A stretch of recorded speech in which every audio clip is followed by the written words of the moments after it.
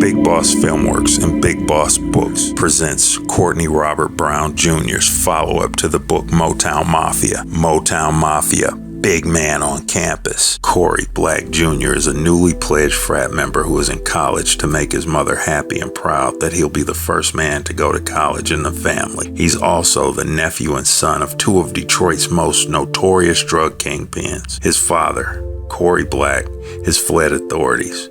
His Uncle Joe Black is the reigning figure in the narcotics trade. Uncle Joe has Corey do runs for him to carry on the family business, laundering money and running narcotics. Uncle Joe also owns real estate with Corey's mother, who has a great deal of control in the business.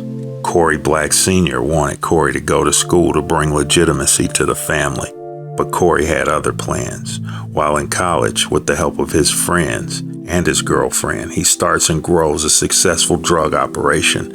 Unbeknownst to Uncle Joe and Tracy, Corey enjoys the most exclusive strip clubs, frat parties, casinos, and women that the city has to offer, all while basking in his newfound popularity. Corey finds himself conflicted with his responsibility to running the family business and his obligation to his college studies. However, he'll have to make things work in his favor if he wants to remain the big man on campus. The names have been changed to protect the guilty and the innocent.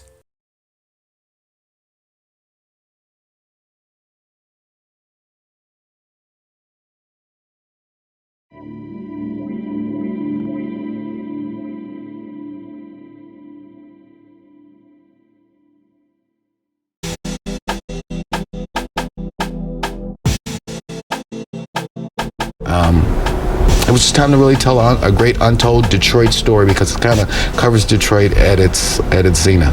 Very interesting story. We decided that we were going to make a movie. All right, Rich Rossi with you with Motown Mafia. I'm with Courtney.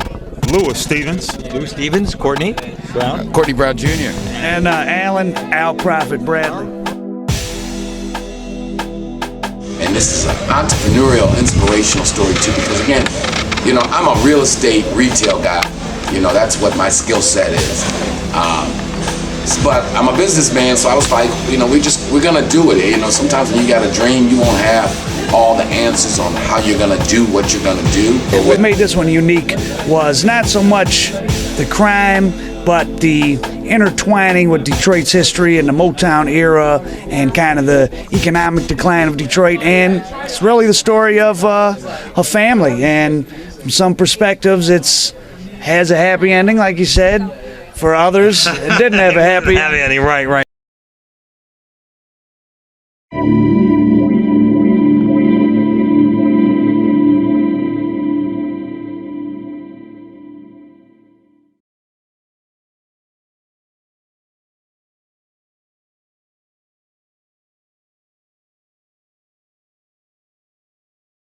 So it hit us that when January 1st came of 2020, it made me reminisce. And so I'm going to take you back to December 31st, 1999.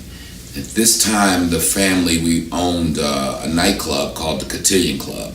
We've chronicled some stories. We did a series of comedy shows, Mike Epps, Cheryl Underwood, D.L. Hughley, a lot of comedians that went on to do some big things we had there, and then a lot of the old time groups, the Enchantments, the Intruders, the Floaters, that whole thing. So by 99, what is going on is we're at the end of, if you followed the story about my old man, our dealings with this Pakistani cartel. And as of that period in 99, as the millennium was coming to an end and we were about to go into the 2000s, for about the last 2 years, Pops have been having some issues with the Connect. It just seemed like they could never get, they had been like clockwork all throughout the mid-90s, but for whatever reason, they just were no longer able to get the bag into the country. And so, everything is everything. We got the club, the other family members who had been legit for a while, it really got established, and we had a lot of good things going. but the hustle side of the thing had began to really slow down.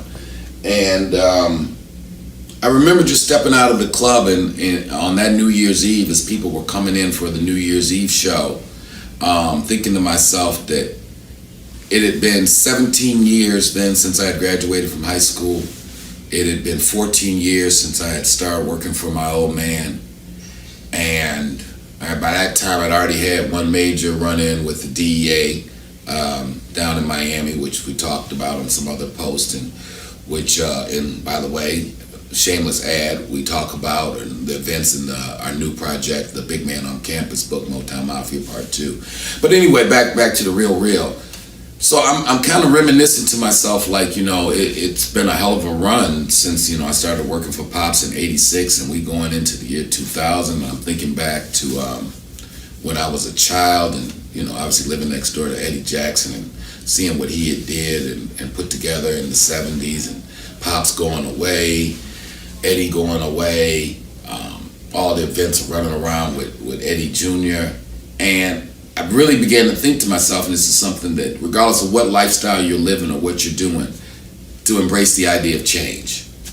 And I'm thinking to myself, we've been blessed, we've been lucky, and maybe for the first time I started thinking to myself, whatever we didn't make, and Lord knows we made more than our share, but whatever we didn't make, maybe it wasn't meant to be. Whatever we didn't save, so be it. Whatever we mismanaged, right now we still ahead of the game. And a smart man knows when to quit when he behind, but a wise man knows when to quit when he's ahead.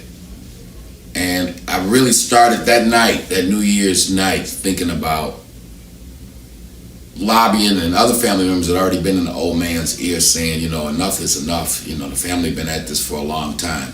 So anyway, that was the night that I really began to think about what the hustle after the hustle would look like. What would life be like if we just let it go? You tell the connect, tell the crew, just pass out whatever we got to pass out to those who've been loyal to us, and go in a different direction. That's what and many times in life, everybody's gonna have to do that. You gotta know when what you're doing is working and making sense, and when it's not working and when it's not making sense. And so this journey we're going to start covering in the Motivational Mafia is really those kind of events.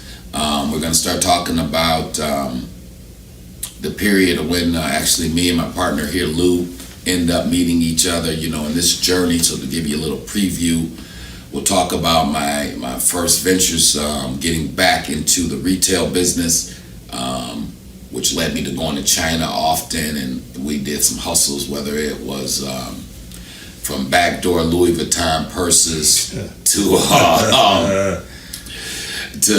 New Era caps. Then we end up going overseas and doing the hair hustle, a couple restaurant concepts.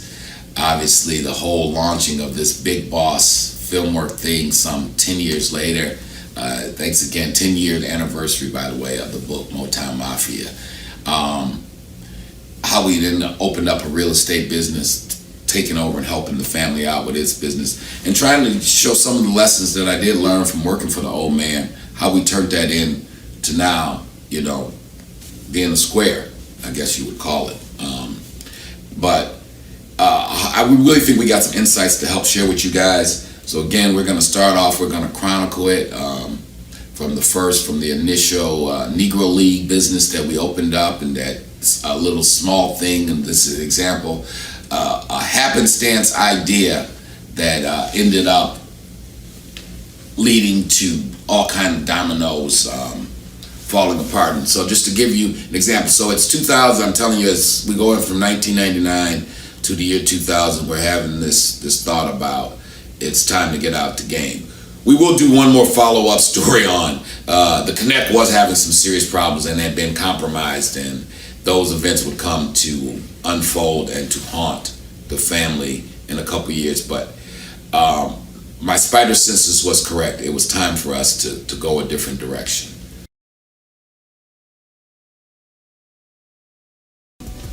So like the first venture, after I really had kind of sat down and the rest of the family was really in my ear and saying, Junior, it's time to do something different.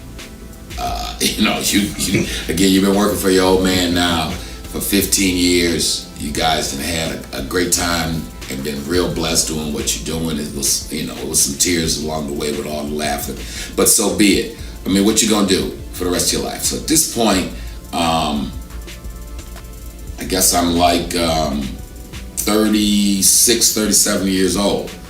And I'm having to ask, and we all have to, it's real important in your life to know the inning and to know the score, right? So when you start reaching your late 30s, early 40s, if you blessed, you at halftime in this game called life.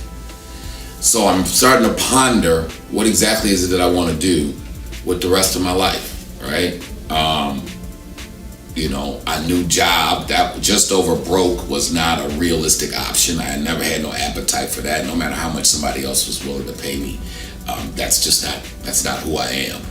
So anyway, I had already had some, in working for the old man and kind of setting up some fronts or things to cover my activities, I had opened up some clothing stores and I had experience in the clothing business. So that was like my natural, it was the low-hanging fruit. It's like, all right, Courtney, if you're gonna go legit and you're gonna really focus and try to build something for the long term, above board, that you can pass on to future generations, that you can employ the family, we gonna straight up square it up, get the accountants, get the lawyers, pay our taxes, and do what we do.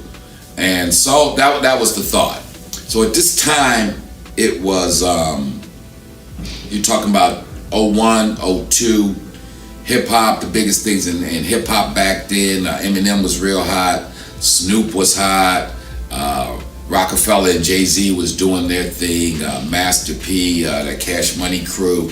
And at this time, everybody in hip-hop had their own clothing line. Outkast had their own clothing line. Eminem had Shady. Jay and Dame had Rockaware. Go ahead, Luke. You had the Wu-Tang Clan Wu Wear. You had Nelly, Apple Nelly, Bottom, there you go. Nelly, Apple Bottom, Eve Fetish. We talked about some of that stuff. Oh yeah. And unbelievable to hear in this nice good hotel. You still can hear your people. But anyway, so that was the thought. So I think the Eminem movie 8 Mile had just come out. Yeah. Right? At the same hour. So I got this idea. I'm like, all right, so what I'm going to do, it was this mall in Michigan called, right outside Detroit, called Fairlane. At the time, it was really kind of still one of the premier malls, but it was still a mall where regular people kind of shop. So I got this idea. I'm like, I'm going to open up a store and call it 8 Mile.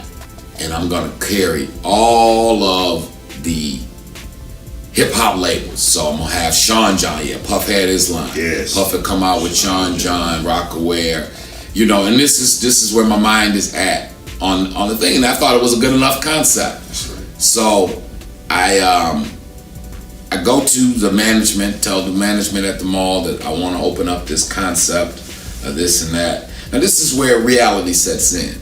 Now, this is my idea, but the mall management wasn't so excited about, and sometimes it's just the person you're sitting down.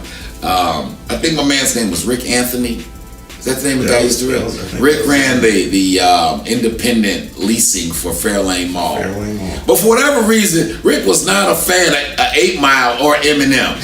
Nice enough white guy, but he went into that. And I just remember the look on his face when I was like, I want to open up a store called 8 Mile. I'm going to have Eminem's line. He goes, I don't like that guy. And I'm like, hold on, Jim. This shit ain't about what you like. I'm trying to get some money. Right.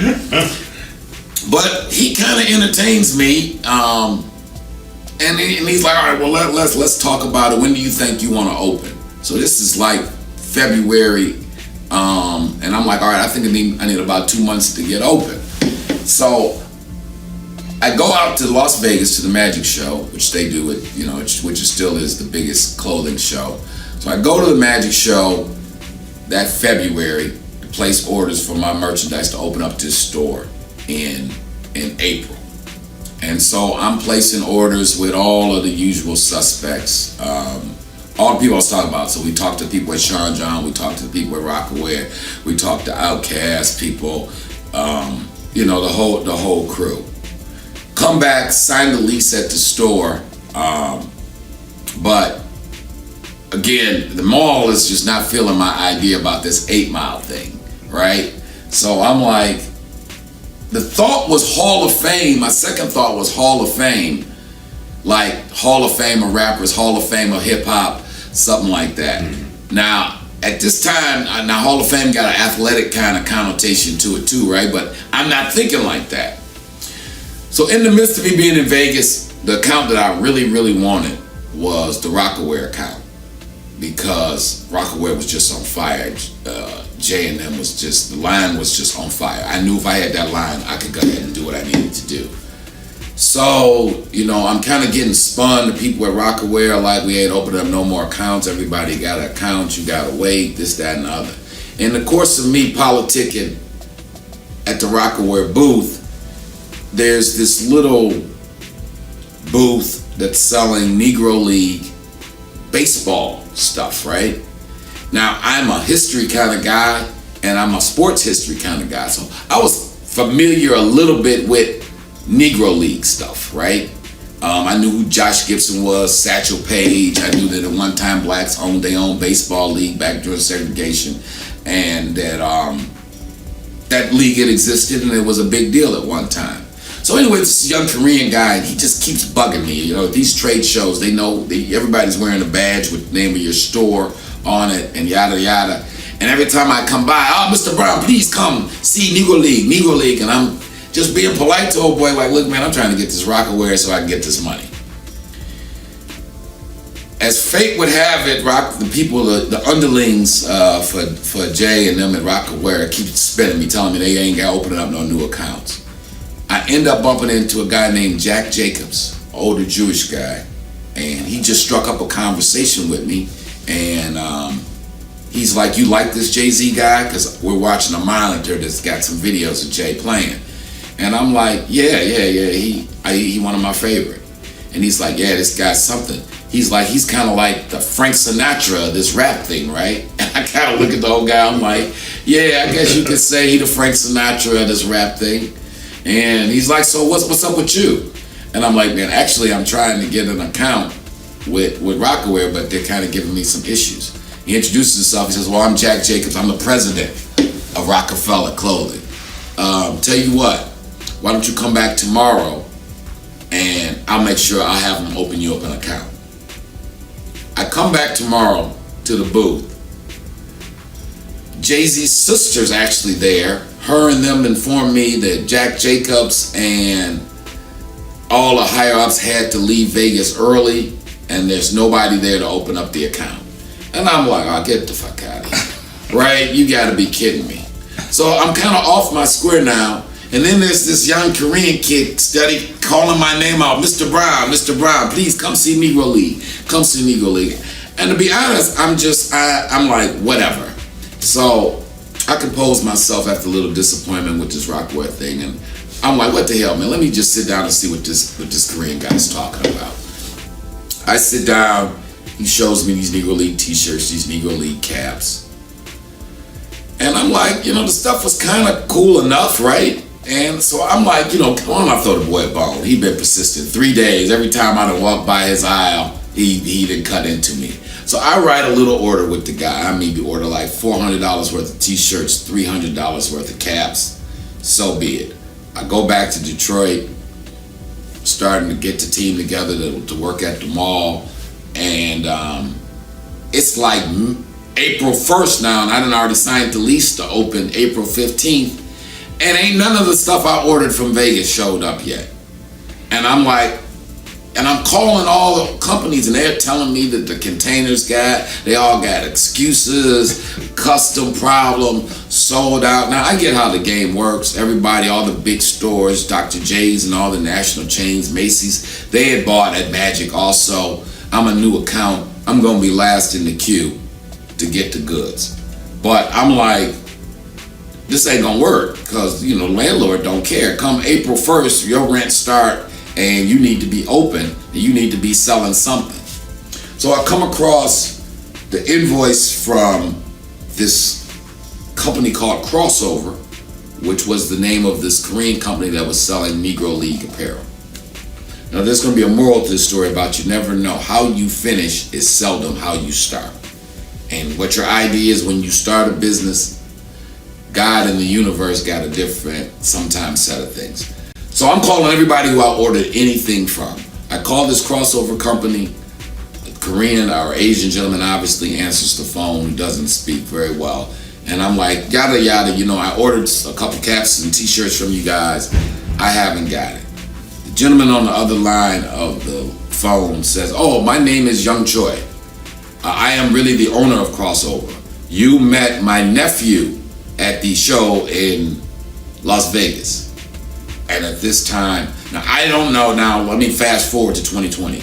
I don't know that me and this man who I just answered this phone are gonna become dear friends, and that his wife and his child are gonna be staying at my house, and I'm gonna stay at his house, and that we're gonna travel all over to China together, and he's gonna turn me on to the Korean clothing cartels from LA to Vietnam, and he's gonna plug me in to how the hair world and the beauty supply. I don't know none of this then when this man picks up the phone. I just know that I ordered some t-shirts and they ain't got here yet.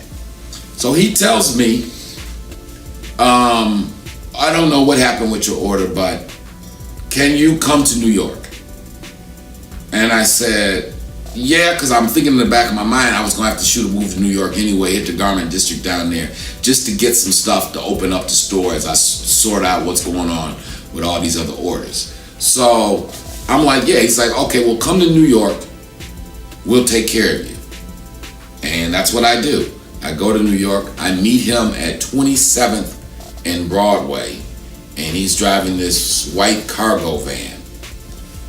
Never knew the man in my life. We talking to each other on the phone. I get in the van. I look in the van is full of boxes of stuff. So I know how much $600 worth of wholesale clothes take up, and I'm looking in the back of the van, so I'm knowing all this can't be for me. And we shake hands. He tells me that I'm his first American customer, and that in his culture, your first customer or client in a new country is a special thing, and that we have to do business together for the rest of our lives, and our children's children are gonna do business. And I'm like, yeah, whatever, man. Let me run you this $600 and give me my box of t-shirts and my box of caps so I can keep it moving and start grinding my way through the rest of the garment district in New York. And he's like, oh, so you have van? It's like, what I need a van for? I'm gonna just take the 2-3 boxes you got from me, send them to UPS and meet me back. And he's like, no, everything here for you. I said, no, I pull out my invoice. I'm like, man, I only ordered a few dozen caps and a few dozen. He's like, oh, no. You take, and you pay me. I'm like, huh? I never met this man from the other side of the world in my life. So I asked him, I said, well, how much is it? He's like, maybe $8,000 wholesale here in cap and t-shirt, Negro League, for you, Mr. Brown. And I'm like, you know what? If you fool enough, you don't know you done made a good bet. Because if I take your shit, I'm going to pay you for your shit, because, again, these are some lessons learned from all them years working with the old man. I ain't living like that. I ain't going to take your shit. If I take your shit, I'm going to pay you for your shit. So we go to UPS and we unload all these boxes, and I send all these boxes back. I ain't had no, my business plan was not, again, I'm going to sell Sean John and Rockaware and Outcast and shady clothing. I was just going to have some of these caps and shirts sitting around for the sake of sitting around. But okay, my man then gave me $8,000 worth of caps and t-shirts wholesale, which is roughly $16,000, $17,000 retail. We send them back. He's just like, let's stay in touch. You call me when you sell out. You tell me I send you more, you send me money. He says something very interesting that would turn out, again, a lesson, a little jewel for life. He says, in this relationship, Mr. Brown, There will be times when you need merchandise but don't have money. I must help you. There will be times in this relationship when I need money but you don't need merchandise, but you must still buy from me, because that is the business way. You have to learn that about when you're dealing with people, so that you got to always put yourself in your partners and your other associates' situations. That sometimes you may not need what they got, but you ain't spent no money with them in a while. And to keep that relationship functioning, you got to spend some money with them. So that when maybe your cash flow ain't right and you need something from them, they will remember that and be like, well, all right. So anyway, keep the story moving. April 15th, come Fairlane Mall, 2002. Hall of Fame opens up. Only inventory that we got. Ain't nobody sent me nothing. I got it is by fate. Hall of Fame is a Negro League apparel store.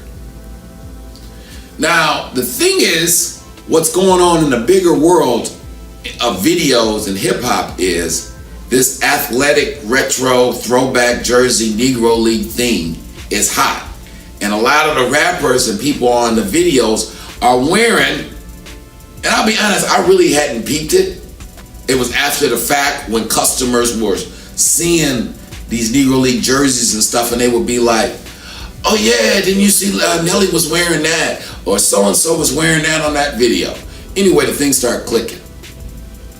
This Negro League stuff, much to my pleasure and surprise, day one out the gate, it just started clicking.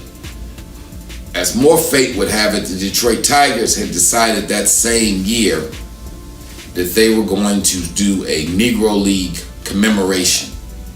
That they was going to, the Tigers would dress up in the old Negro League Detroit Star uniforms. I think they was playing Cleveland Indians. Cleveland Indians would wear the Cleveland Buckeyes, I believe was the Negro League team, yeah. Mm-hmm. And they looked out and reached out. I knew somebody, you know how it is. I knew somebody who knew somebody. They knew what I was somehow had Negro League stuff. Anyway, I do an event at Tiger Stadium or Comerica Park, the new stadium. We do about a $10,000-$12,000 weekend. So the mall thing, this Negro League thing is working at the mall. Then I do this event. I done sold all the stuff Mr. Choyden gave me. I done went through this in about 2.5 weeks. Wow. I fly back to New York. I pay him. He's like, and I need the same order now, but double. And he looks at me like, things good, Mr. Brown. And to keep it going, this Negro League thing, so then that led to me saying this throwback Negro League thing is hot. So I'm just doing throwback Negro League right now. But as people will remember, a company called Mitchell and Ness had started coming out with basketball and football and baseball jerseys. And they were high end, they were like $400, $500 a jersey. And so now my mind is ticking that, and I'll be honest, and this has made it a very easy transition out of working for Pops, because I'm making $1,000, $500 on a slow day at the mall, $1,000 on a regular day, weekend days, $1,500, $2,000 a day. It was still a very comfortable situation. So I was like, this legit shit ain't so bad. We can make it like that. It ain't $10,000, $20,000 a day, but I'm good with it. I'm good with it. I can figure out how to make it. $500,000 a day. I figure this thing out. Big Boss Filmworks and Big Boss Books presents Courtney Robert Brown Jr.'s follow-up to the book Motown Mafia. Motown Mafia, big man on campus. Corey Black Jr. is a newly pledged frat member who is in college to make his mother happy and proud that he'll be the first man to go to college in the family. He's also the nephew and son of two of Detroit's most notorious drug kingpins. His father, Corey Black, has fled authorities. His Uncle Joe Black is the reigning figure in the narcotics trade. Uncle Joe has Corey do runs for him to carry on the family business. laundering money and running narcotics. Uncle Joe also owns real estate with Corey's mother, who has a great deal of control in the business. Corey Black Sr. wanted Corey to go to school to bring legitimacy to the family, but Corey had other plans. While in college, with the help of his friends and his girlfriend, he starts and grows a successful drug operation. Unbeknownst to Uncle Joe and Tracy, Corey enjoys the most exclusive strip clubs, frat parties, casinos, and women that the city has to offer, all while basking in his newfound popularity. Corey finds himself conflicted with his responsibility to running the family business and his obligation to his college studies. However, he'll have to make things work in his favor if he wants to remain the big man on campus. The names have been changed to protect the guilty and the innocent.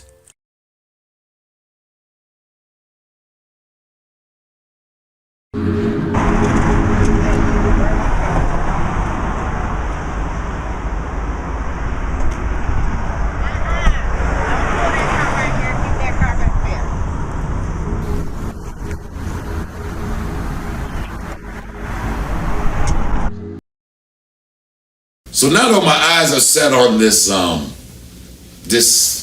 throwbacks, this Mitchell and Ness thing that's going on. So Mitchell and Ness, I reach out to them. They were based out of Philadelphia. Now they got all the accounts with the big Foot Locker and some other bigger people. So they, long story short, Mitchell and Ness won't set me up with an account. Now I go to some other companies that would let me get some of the college throwbacks, historically black colleges, jerseys. But the money is in this Mitchell and Ness thing, right? And you can do the math now. If the jersey costs $400 and you sell 10 of them a day, well, that's $4,000 a day, right? So I'm like, that's the business that I need to be in on. So I'm searching through every little angle I can to figure out how to come across these jerseys. Now let me backtrack on knowing that there's a couple different ways to do some things. Back when I was working for the old man, I had opened up my first clothing store as kind of cover for working for him in New York. I had bumbled into a Coogee connection, right? And it was the same kind of situation, that Coogee wouldn't open up an account with me in Harlem. But there was a friend back in Detroit had a Coogee shop. And they're killing me out there. But anyway, it'll be cool. Anyway, my man had a Coogee shop, and he couldn't, for whatever reason, Coogee was hot as hell. Biggie was on the talking about Coogee down to me, rings and watch, Phil rock, Coogee doing better now, Coogee sweaters now. So my man in Detroit, he can't move to Coogees. I'm in New York knowing if I could get a hold of Coogees, I would bang them. I'm right on 125th Street, across the street from the Apollo. I know I can bang them. So a mutual friend, he tells his man that his man in New York is looking for these Coogee sweaters. You, for whatever reason, you can't move them. He got a shop right above Fishbones in Greektown in Detroit. And he got it laid out. He got the Coogee sweaters, he got the Coogee women's dresses, he got the Coogee purses, Coogee socks, Coogee bow ties. He got everything. He can't sell none of it. Merchandise just sitting there. He got $250,000 worth of Coogee sitting in the shop that he can't move. My man hooks us up. So Coogee won't sell to me. But my man is like, business is business. I buy his Coogee. So he's got a Coogee account. I'm buying Coogee from him, shipping it to New York. I bag. I become the king of Coogee because ain't nobody else in Harlem got Coogee. And on that note, shout out to my brother Blue, who was at Black Man Jewelers back there in the day, the Mart 125 up in Harlem. He was a big fella up in Harlem in that day. And anyway, Blue and his whole crew, they really supported me, bought a ton of sweaters from him. So shout out to brother Blue up in Harlem. So back to the story. I'm familiar with sometimes when a company won't sell to you, there's always somebody else who got that same merchandise. So that's where I'm at with the Mitchell and Ness. I'm like, I need to shoot a kind of move like I did with Coogee back in the day. Somebody got these jerseys and they gonna sell them to me wholesale. And the hell with what Mitchell and Ness is talking about. Another mutual friend comes across a guy who is selling jerseys out his trunk. Now, I'll be honest, at this time, you know, I got a healthy sense of self and a healthy ego. So I'm like, man, my man D. Gordon, he like, you need to talk to my man Peebo. Peebo be having them jerseys. And I'm like, D. Gordon, man, I ain't trying to talk to this nigga about, you know, he's selling jerseys out of his trunk. What he gonna do? How can he help me? He like, no, man, Peebo this, Peebo that. It was one of his homeboys from back in Inkster. So fate would have it, me and this guy, Peebo, come in contact with each other. His name is actually Ivano. I went and grabbed, you know, the stuff that I knew that I could make some money off of. You know, when I went to New York, and my man was putting me up on these just before the throwback really came around. It just touched down, the Mitchell and Ness throwback jerseys. You know what I'm saying? And I had a guy that I was doing business with, and he was like, "Hey man, look man, I got these throwback jerseys." You know what I'm saying? I'm like, man, I don't know. He was like, look, man, I give you a good ticket on them. They got like $700, $800, $900 price tags on them. You know what I'm saying? So I was like, yeah, you know, yeah, I think I can maybe work with that. That's some money now. We talking some money now. Now I can go and spend $500, turn around and make me $1,500. You know what I'm saying? Real quick on a lookout tip. So my old cat was looking at me crazy. You know, we shopping and shit. You know what I'm saying? He going around to all these places. He got all these bags. He love getting all these bags and shit, right? I shoot to my man right quick, and I got one little bag. You know what I'm saying? I'm like, man, I'm ready to go. He like, damn, you ain't got but one bag. I'm like, that's all right. This one little bag. You know what I'm saying? It's gonna add up to 2 times more than them 20 bags of that bullshit you got. so you know, we shot back down there. We went back, you know what I'm saying? We came back to the crib and shit. And I was calling him that night. Like, dude, I'm ready to go back. You can see him actually on the short doc that Lou did called The Come Up. The Come Up. You look at The Come Up, it starts off. Now, again, I have no idea that when I meet this man, Peebo, a.k.a. Ivano, that I'm going to one day be the godfather to his children. We're going to open up some businesses and stores together, and that we'll be doing business together to this very day. Because this is how this journey called life and this journey through entrepreneurism ends up happening. And on that note, back to the note, so we're at the mall, we're doing good, Negro League is banging. My next move is I got to get a hold of these Mitchell and Ness. I'm also observing, as I open and close my store, that there is a very diligent brother running this store called City Man that is right next to my shop. And I'm peeping, I see that it's owned by some foreigners, but they're American. But I'm noticing, and you know, game, as my man Eddie, game recognized game. So I'm seeing that they let this brother open and they let him close unsupervised. He opening when I'm opening and he closing when I'm closing. And I'm thinking to myself, I could fuck with this brother, you know. He the kind of guy I could work with. And he obviously trustworthy. And that person I'm talking about is the man on the other side of this camera. Hello. So again, you don't know. That's why you do business and try to do good business with people. Look at the people around you. Notice those that you think about serious things, because you never know where chance coincidences. So anyway, back to this Mitchell and Ness thing. I got to get a hold of Mitchell and Ness. My man D. Gordon said he knows some guy selling jerseys out his trunk, but he's got a mad variety. He introduces me to my man. I'm not asking where he getting jerseys from, because I really don't care. I don't know if he got a crew that's still in the jerseys. I don't know if he got an uncle in Chicago who got the jerseys. All I know is I need these jerseys.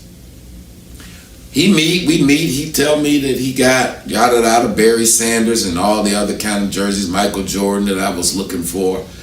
And I'm like, business is business. I buy maybe 10 jerseys, and I think he would sell me the jerseys for like $100, $150. I'd take them to the mall, sell them for $300, $400. It's working out lovely. Matter of fact, it was working out so lovely that he didn't have to sell jerseys to anybody else. Wherever he was going to get the jerseys from, he was just bringing them back, and I would buy them all and take them to the mall. So you would think that's cool, and it was cool, but I'm a businessman. So I'm like, and you, again, some other lessons learned from old man, I need to find out where he getting them jerseys from. So I go on a couple missions myself to New York and LA, but I can find these jerseys, but I can't find them how he finding them.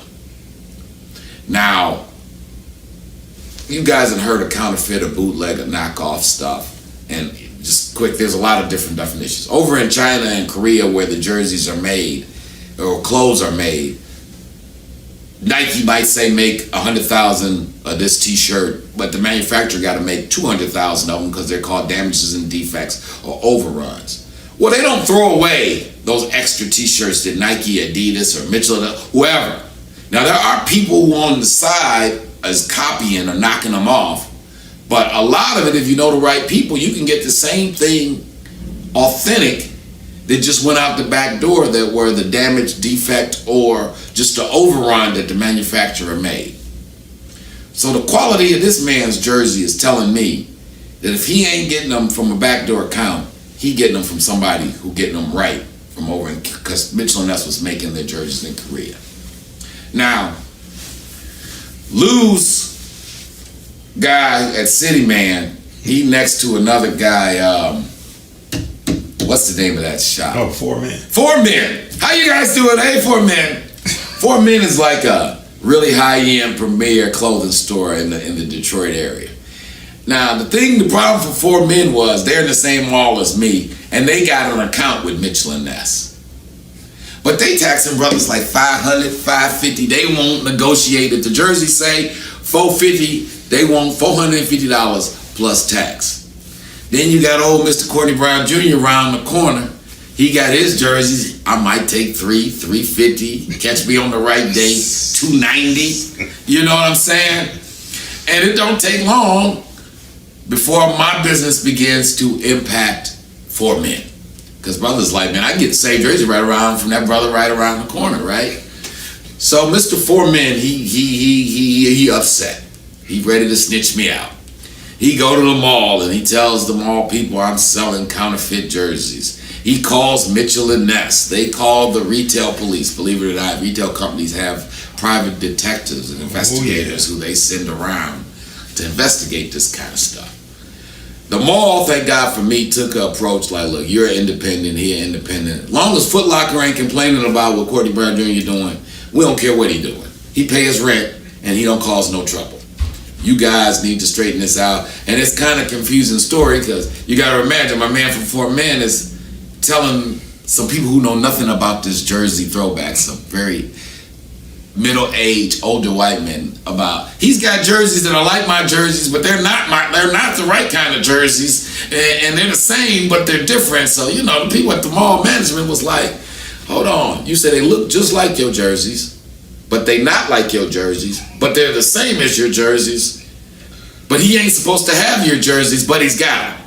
You know what? It's too much. They was like, they couldn't wrap their head around none of it, and they were like, you know, you guys just need to sort this out. He goes and he calls Mitchell & Ness. Mitchell & Ness calls me, where are you getting these jerseys from? I tell him I got a cousin in the army in Korea who's sending them to me. This little saga continues to play on, and I'm making myself, so this was like right now, it opened a kiosk. You know, the stores that are right in the middle of the aisle is how we had started off. But I'm selling so much Negro League and throwback jerseys now, I'm like, I'm gonna have 2 stores in the same mall.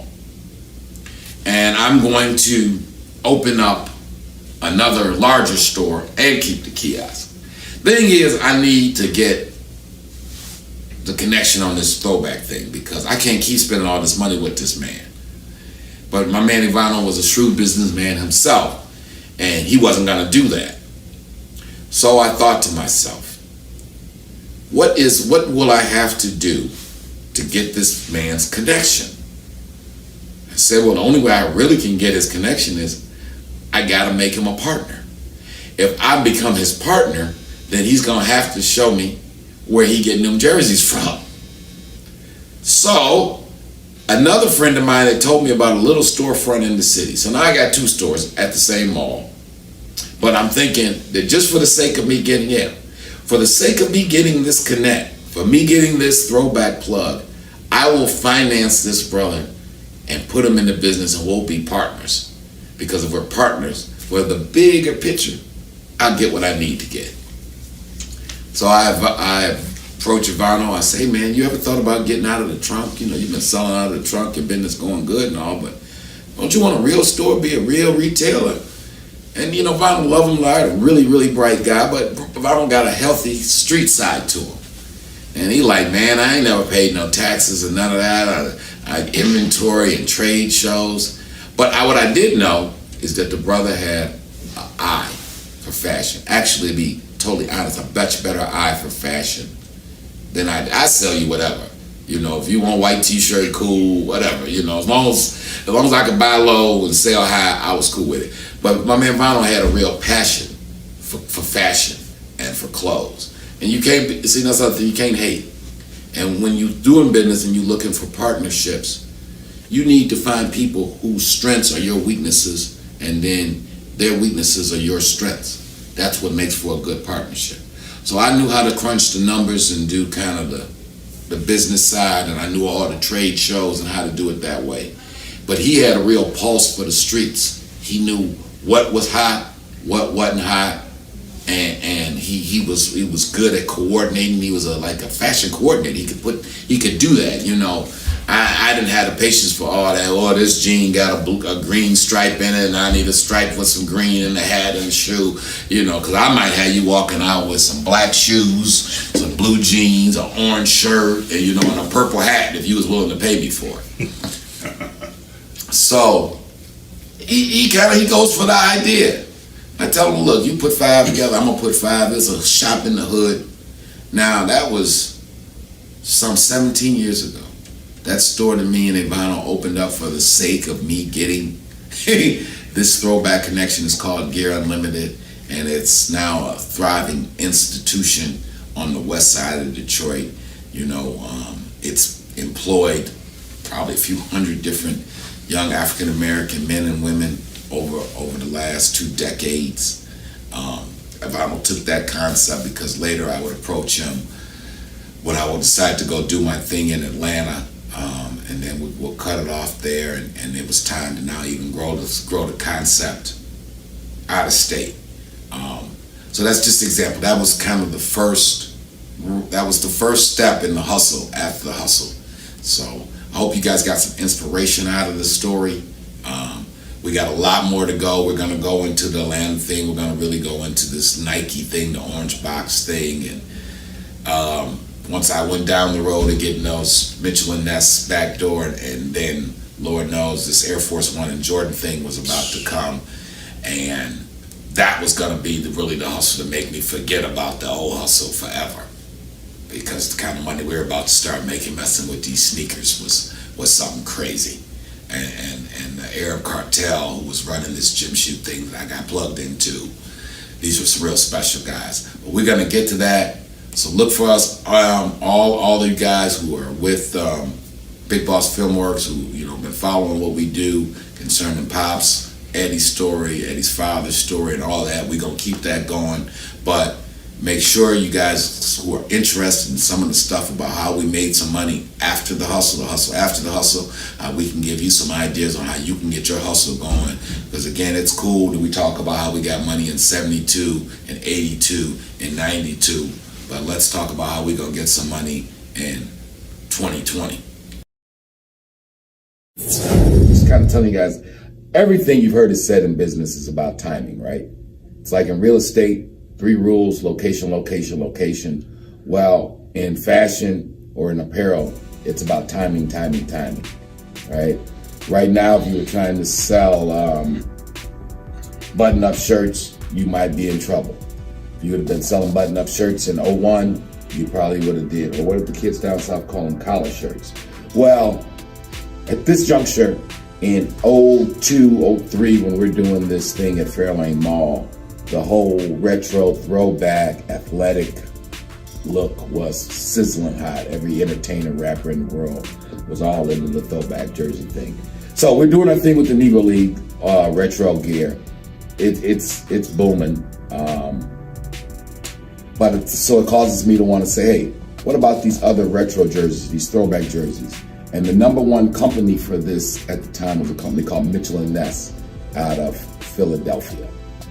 So we were right on time, but maybe a half a step late, because by the time we decided to go into these throwback jerseys, so it might be a Michael Jordan high school jersey, or a Kobe Bryant high school jersey, or Michael Jordan in North Carolina, or Kareem Jabbar at UCLA, or LeBron James's high school jersey was sizzling hot at that time.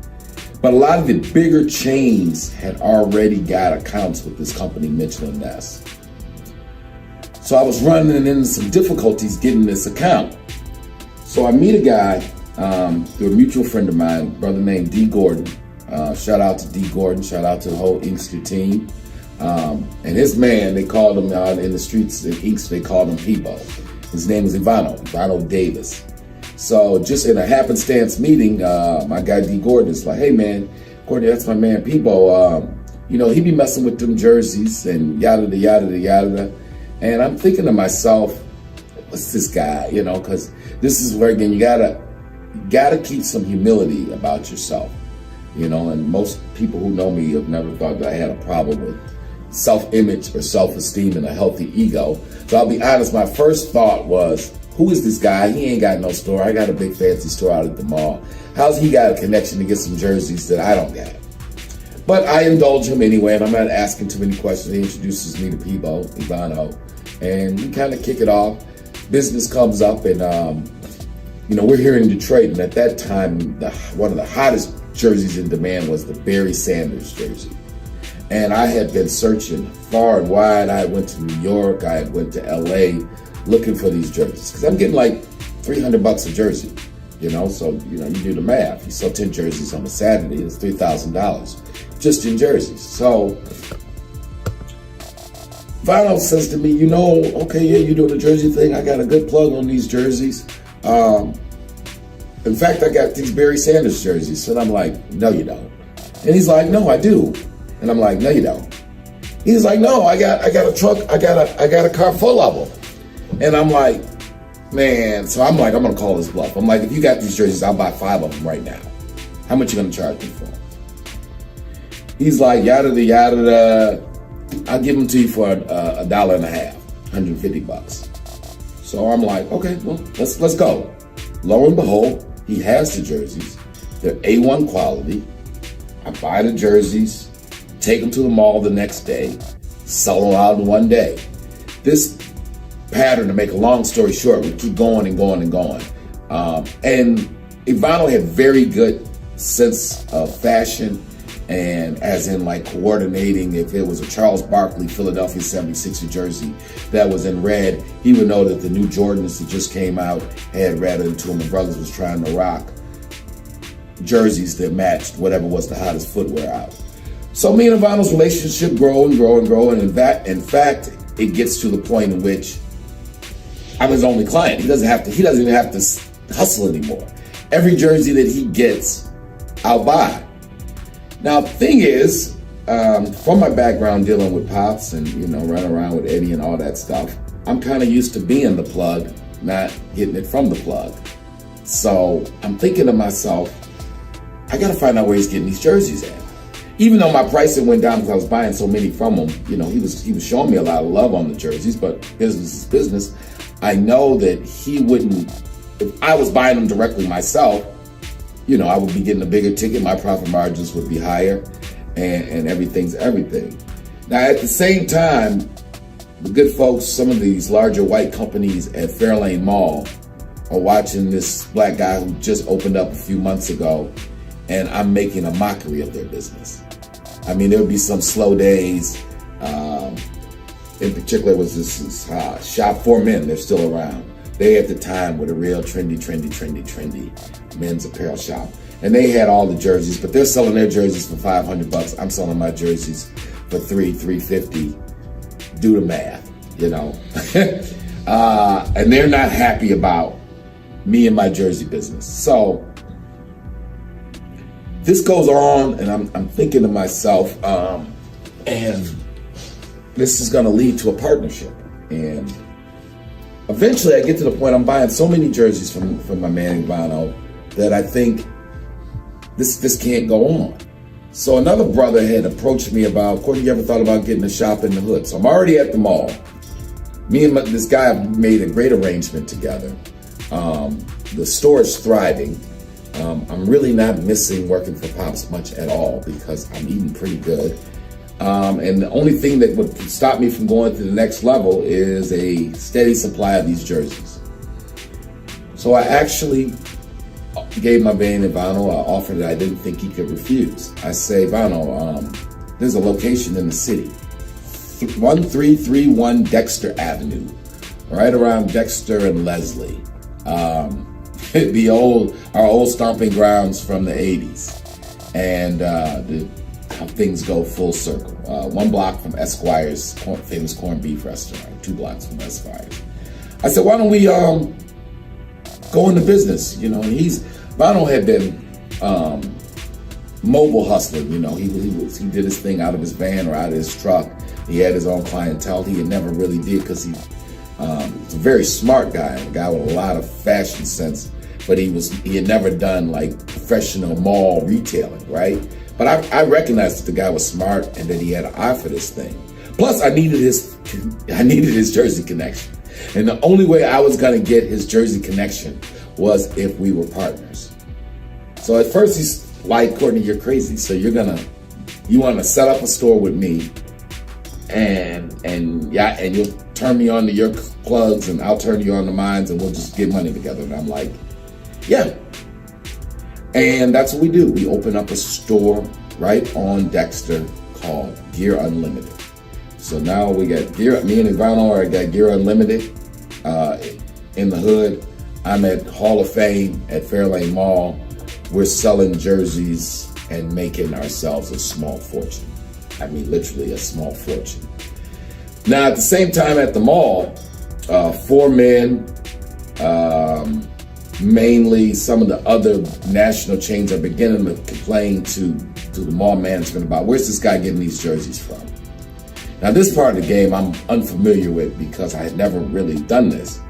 So, I mean, everybody knew about knockoff or backdoor apparel, this, that, and the third, but really you don't want to ask where you get your stuff from. If the product is good and it looks good, you just buy it. So they start complaining to the mall that I've got these Mitchell & Ness jerseys and I'm not supposed to have them. The mall comes to me and I give them this story about, look, the jerseys are made in Korea. I got some friends in Korea. I got friends in the military. I'm getting them straight from the factory. This would lead to them sending out, believe it or not, there are police detectives. There are brands like Nike and Puma and Adidas. They hire private detectives. These private detectives work in conjunction with law enforcement to try to find people. Now, when you just sell 1 or 2 Louis Vuitton purses out of your beauty shop or out of your car, they don't care.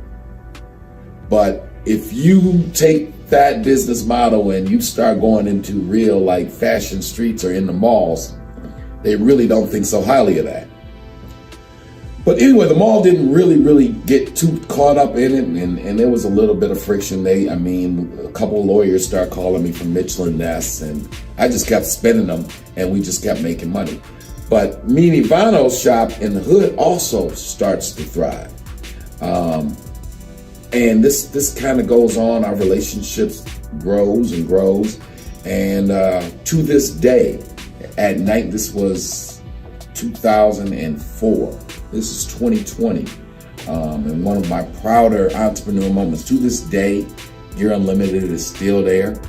I don't know how many brothers and sisters we've employed over the years. It's actually Vinyl Store 100% now, and we'll get to how that took place. But yeah, and just because I needed to find out where these jerseys was at. Led to opening up a store that's been in business now approaching 20 years, and it's like a pillar in that neighborhood. So you have to do what you got to do, family, out there in business, and don't be afraid. In our community, a lot we just got this thing about partnering with each other. And to Vinyl's credit, and I guess and to my credit, we never had one beef or issue about money or any of the above. And in fact, when I would leave Fairlane Mall, because and on a different note to kind of move the story forward. So we've done our thing at Fairlane. My lease is coming up, and the mall now, because this is how they treat the little guys sometimes. I'm making money. So now, when I started and they didn't think I was going to make it, they gave me a sweetheart deal on my rent. They're like, give them a store for $3,000 a month. Well, now I'm making money, and the mall's like, oh, your lease is up. We need $10,000 a month. And I'm going back and forth, and a lot of it, again, be careful with your ego. Be careful making business decisions based upon what you think other people might say or think. So I'm human, though. So I'm thinking, man, I don't want to leave the mall. I'm next to Macy's and Foot Locker and, all of the trappings of doing business at a major mall. Even though my first stores back when some fronts for Pops in New York was just storefronts. So I knew the money actually was in the hood, and we already had our thing, me and Vanno's thing at Gear Unlimited. Anyway, eventually I get some sense, and I'm like, I tell them all, basically kick rocks.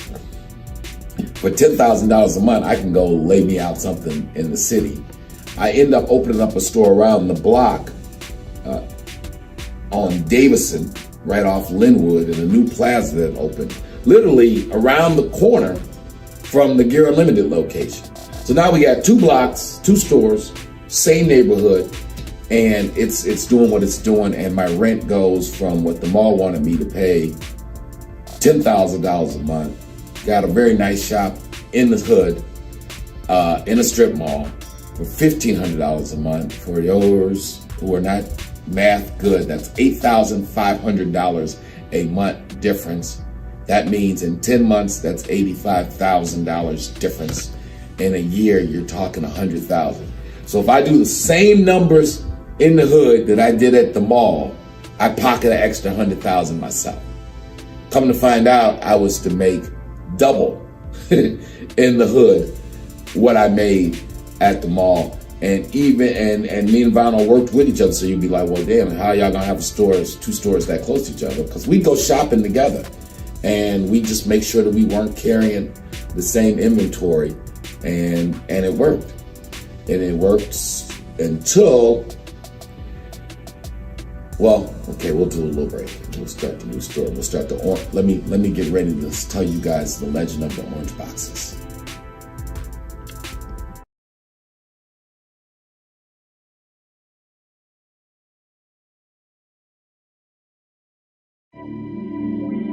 Big Boss Filmworks and Big Boss Books presents Courtney Robert Brown Jr.'s follow-up to the book Motown Mafia. Motown Mafia, Big Man on Campus. My internship was kind of in how the world of international finance and international criminal activities overlap.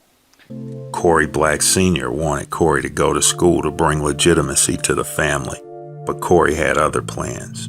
While in college, with the help of his friends and his girlfriend, he starts and grows a successful drug operation. 5 minutes later, 2 agents, now I know they were agents, but at the time I see 2 guys go to the right, another 2 guys start walking towards me. They stop at my seat and they go, grab your bags, DEA, come with us.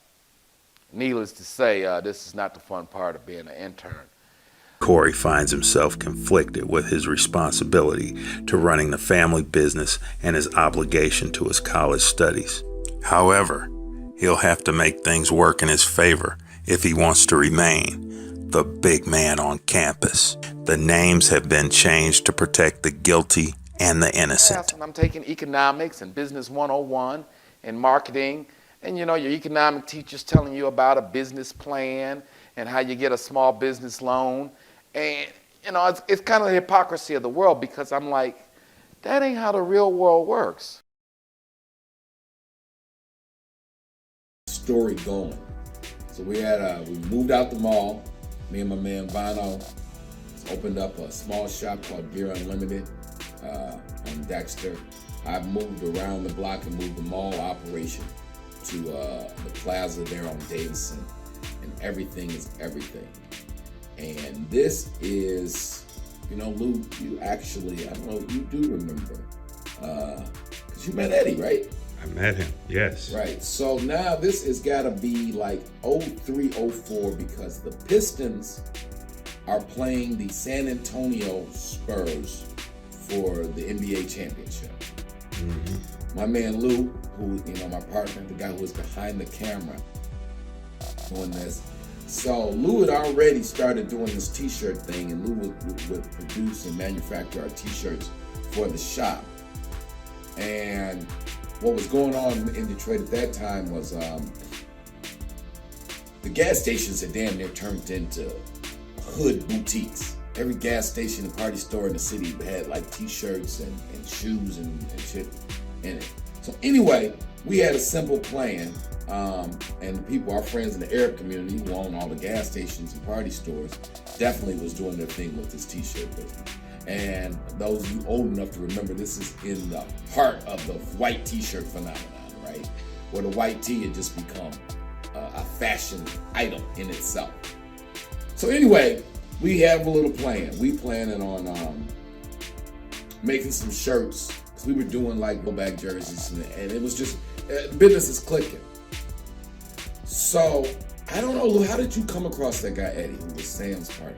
What happened was, I was just working one day at the shop, and you know, he was a vendor. You know, you'd have a lot of the vendors that would come door to door asking you if you need t-shirts, if you need jeans, you know, whatever.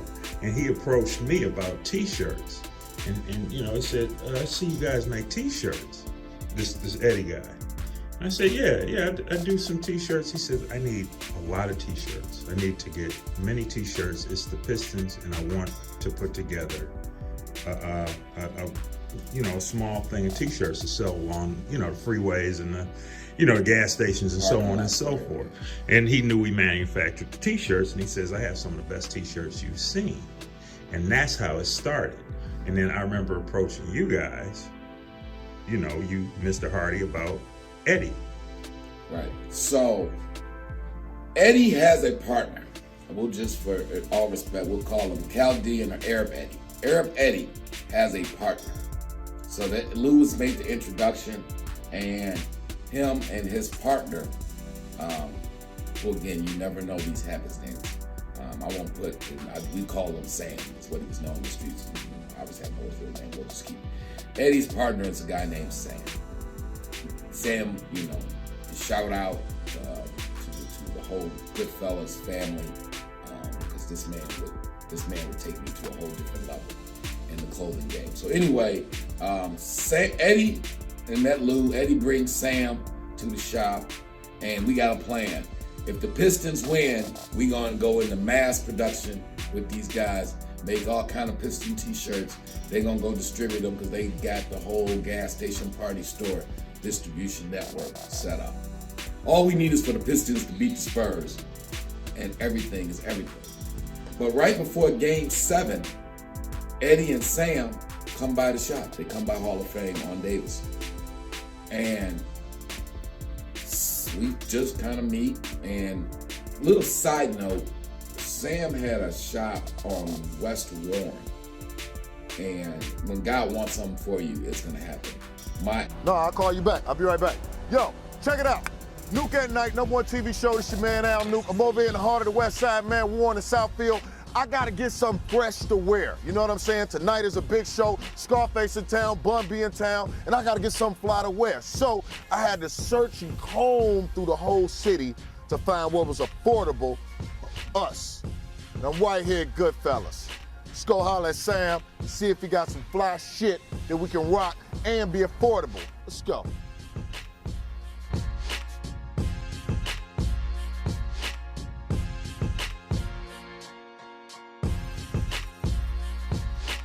My wife at the time, my ex-wife now, Natanya, she kept telling me, she kept saying, because she liked to spend my money and go shopping. And so she would be shopping all over the city, and she used to say, you know, there's this store over on Warren. They carry all the same stuff that you and Bono be going to New York and that we be seeing at Magic in Vegas or in L.A. You should go in there and talk to the guy. I'm like, yeah, baby. Just you let me make the money and you spend the money, and don't worry so much. See, you can always learn from anybody.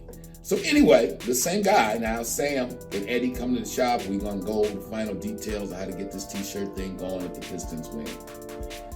Sam walks in my store, and every item in there, he would look. He'd look at some Jabot jeans, and he'd be like, "You got that at 23rd and 6th Avenue in New York." He'd look at a jogging suit. He'd look at a Fat Farm, or every item. It was like he was shopping, like he had went shopping with me. He knew to the exact location and connect that I had got every piece of merchandise. So I'm like, who is this guy? And he just throws out, let's get this T-shirt thing going.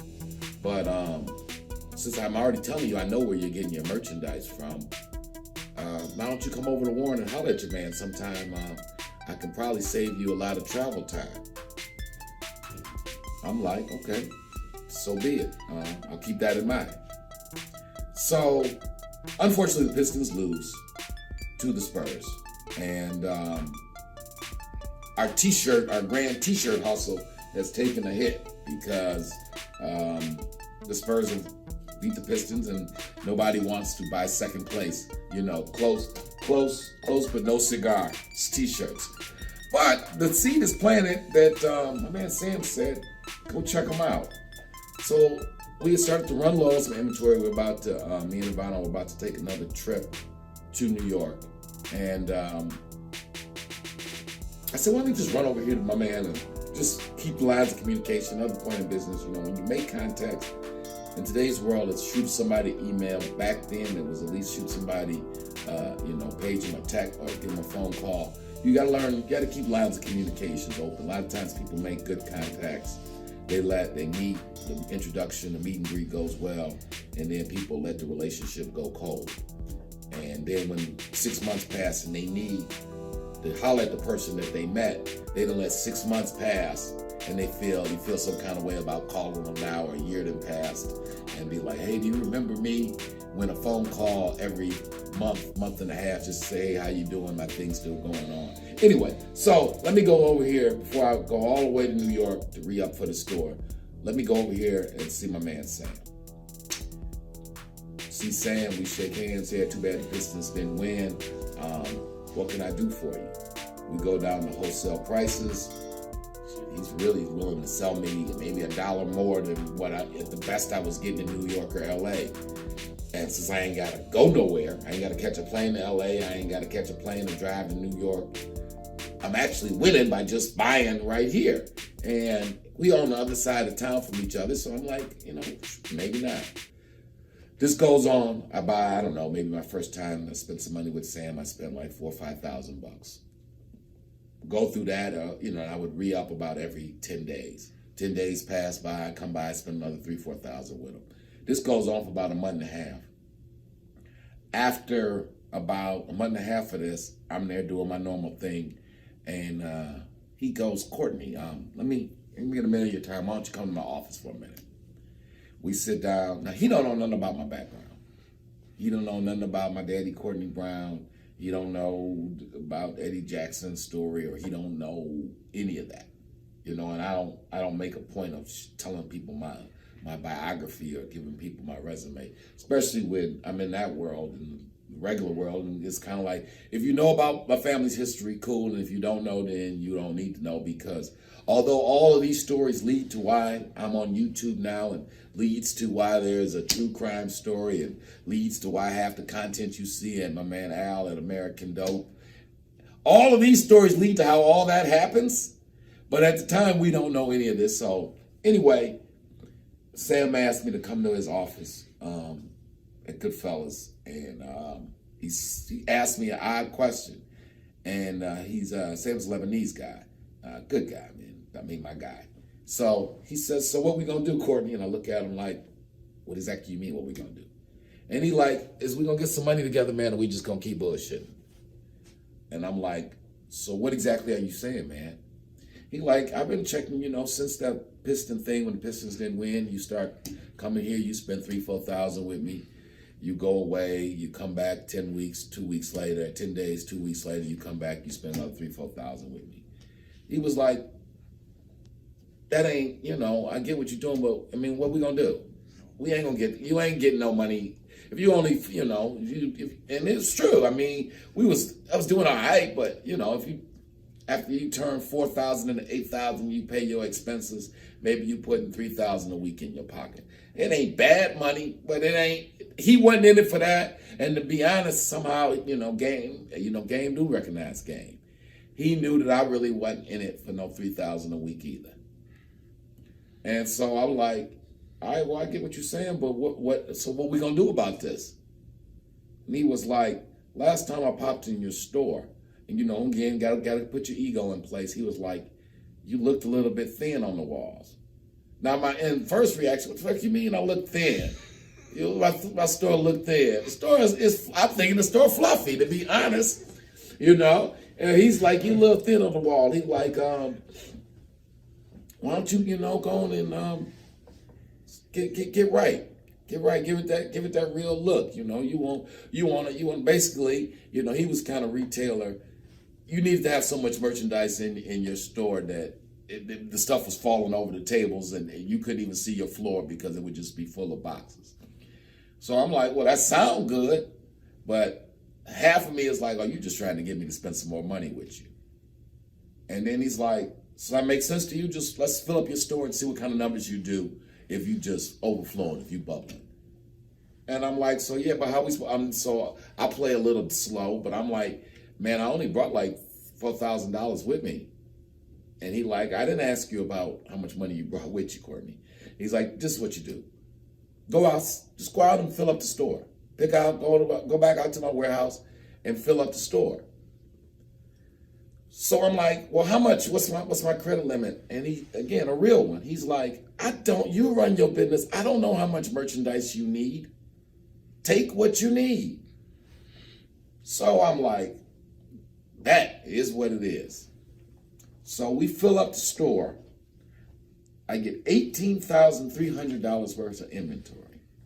Now, a lot of shit is happening fast, and I'll be honest.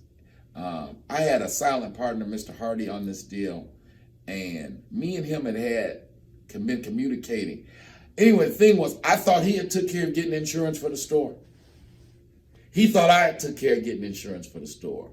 Unbeknownst to both of us, we operating in the hood now with, after I get this shipment from Sam, of this 18,000 wholesale, about 40,000 retail, plus what we already had in the store. So the store got about $40,000 wholesale worth of merchandise, 80,000 retail, and we ain't got no insurance. I think Mr. Hardy didn't took care of the insurance. Mr. Hardy think I didn't took care of the insurance. Ooh. So once I got all this merchandise from Sam, the hood talk like TMZ, news, travel, fact. Oh, they got everything, and then they got the whole line, Sean John, Rockaway, this, that, and the third. Maybe we had that store filled like that for about 3 days. Yeah. And heartbreaking, man. Like they couldn't sleep. That Saturday, I come in, pull up gate. It's about 6 shirts left in that store. I mean, they cleaned us out. I call Mr. Hardy, tell him what happened. He like, all right, you want to make the claim or I'm making the claim? I'm like, well, you got the insurance information, Mr. Hardy. You got to make the claim. And he's like, no, Courtney, you got the insurance information. Then it hits both of us. Oh, we're hit. We're hit. We are uninsured. It's gone. So here we go, right?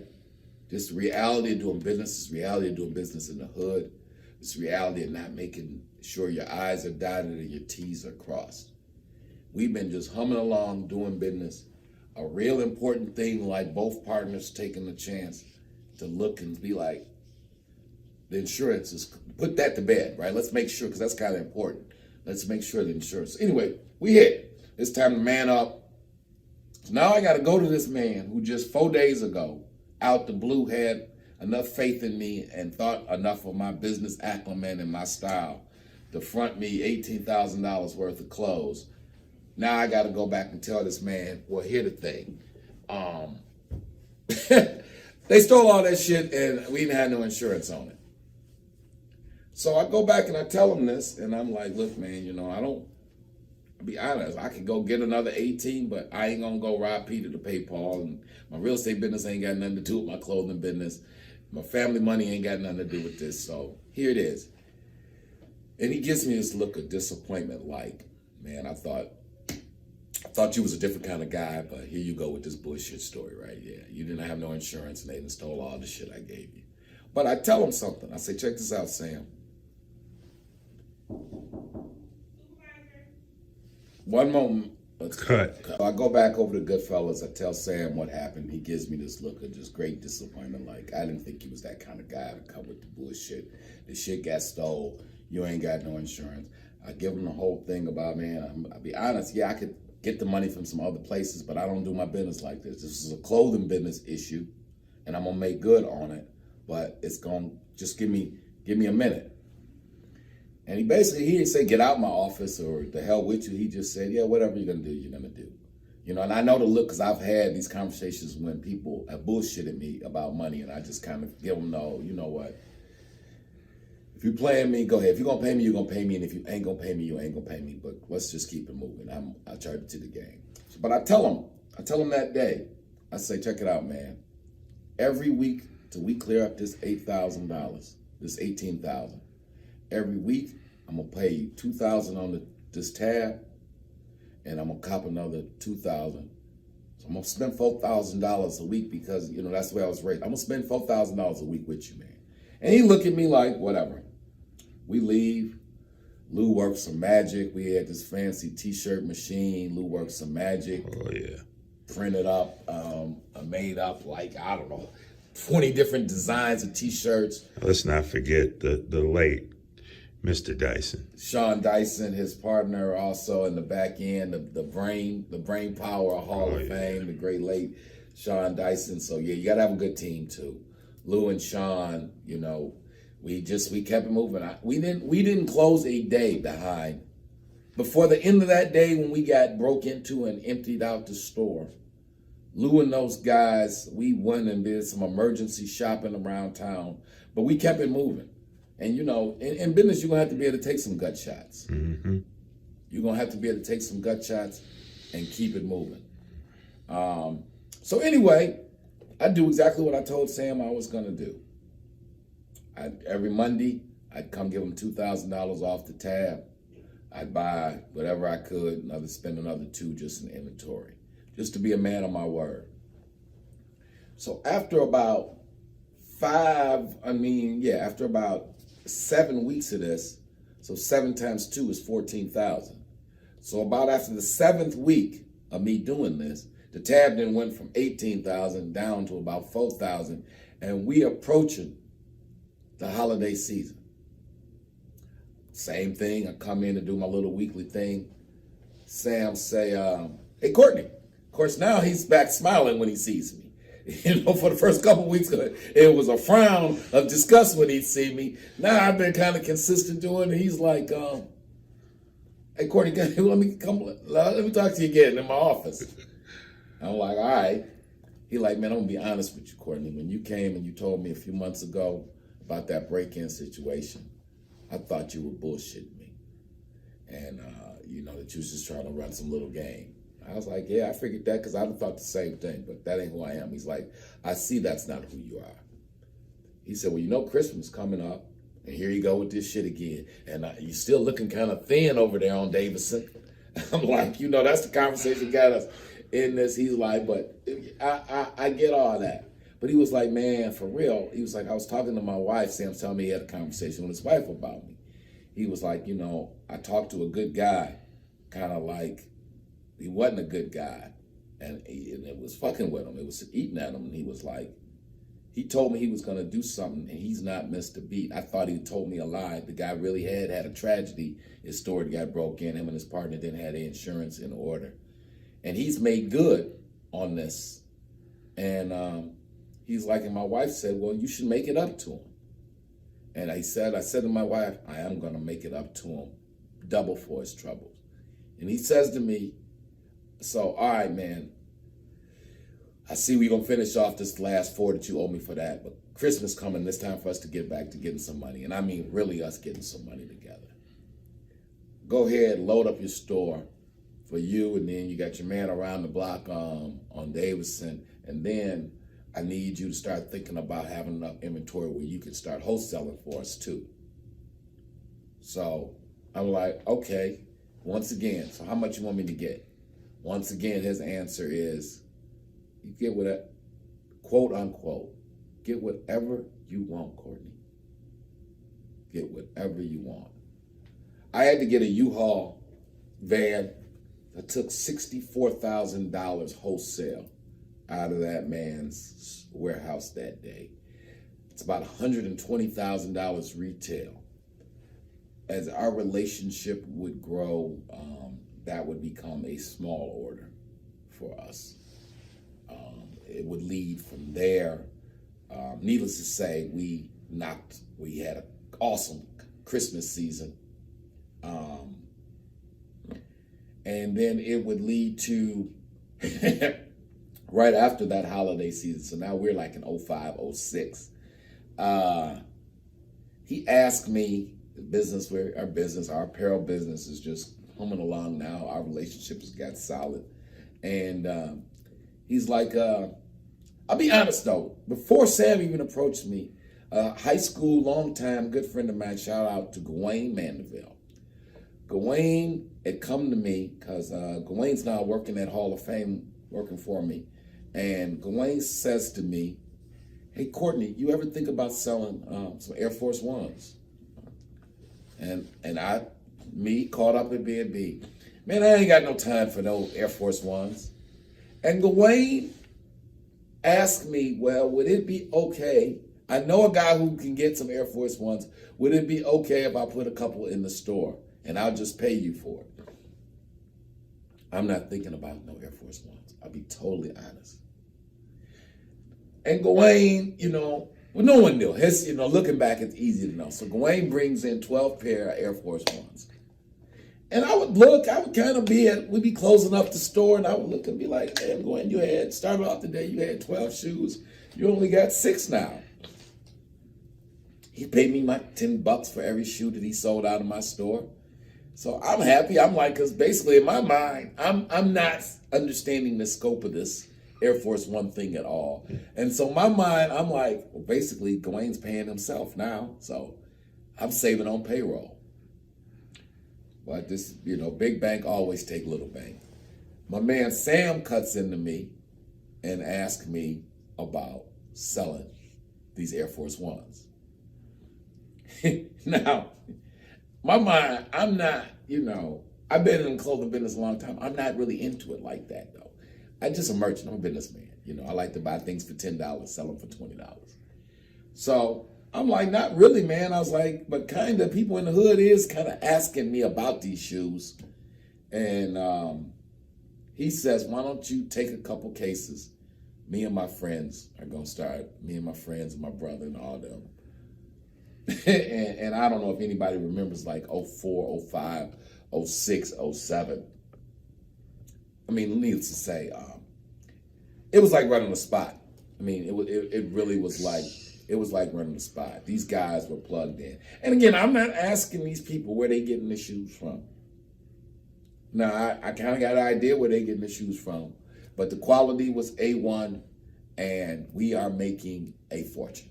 Because now the spot, now we doing, $2,000, $1,500, $2,000 a day. You're talking about a $60,000, $65,000, $70,000 a month business. I'm pretty happy with the deal.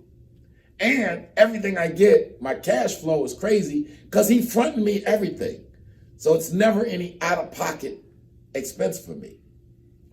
So I'm happy. I am happy. Everybody, the whole family, everybody eating, everybody, the whole clique eating good off off this thing. And this goes on for about a year. He then asked me, or again, another famous, let me have a talk with you. So at this time, I'm paying,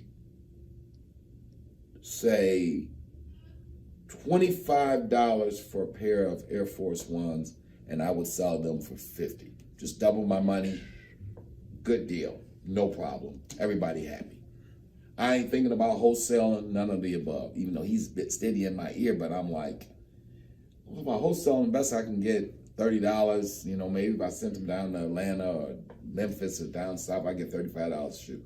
Anyway, he says, Courtney, you're gonna have to lower the prices this Christmas season. This is like Christmas '07. He says, you're gonna have to lower the prices on your Air Force Ones, and by now we're doing the Jordans and the whole line. And he says, I said, why would I do that? He said, because me and my brother and all of our friends, we're gonna go 3 pair of Air Force Ones for $100.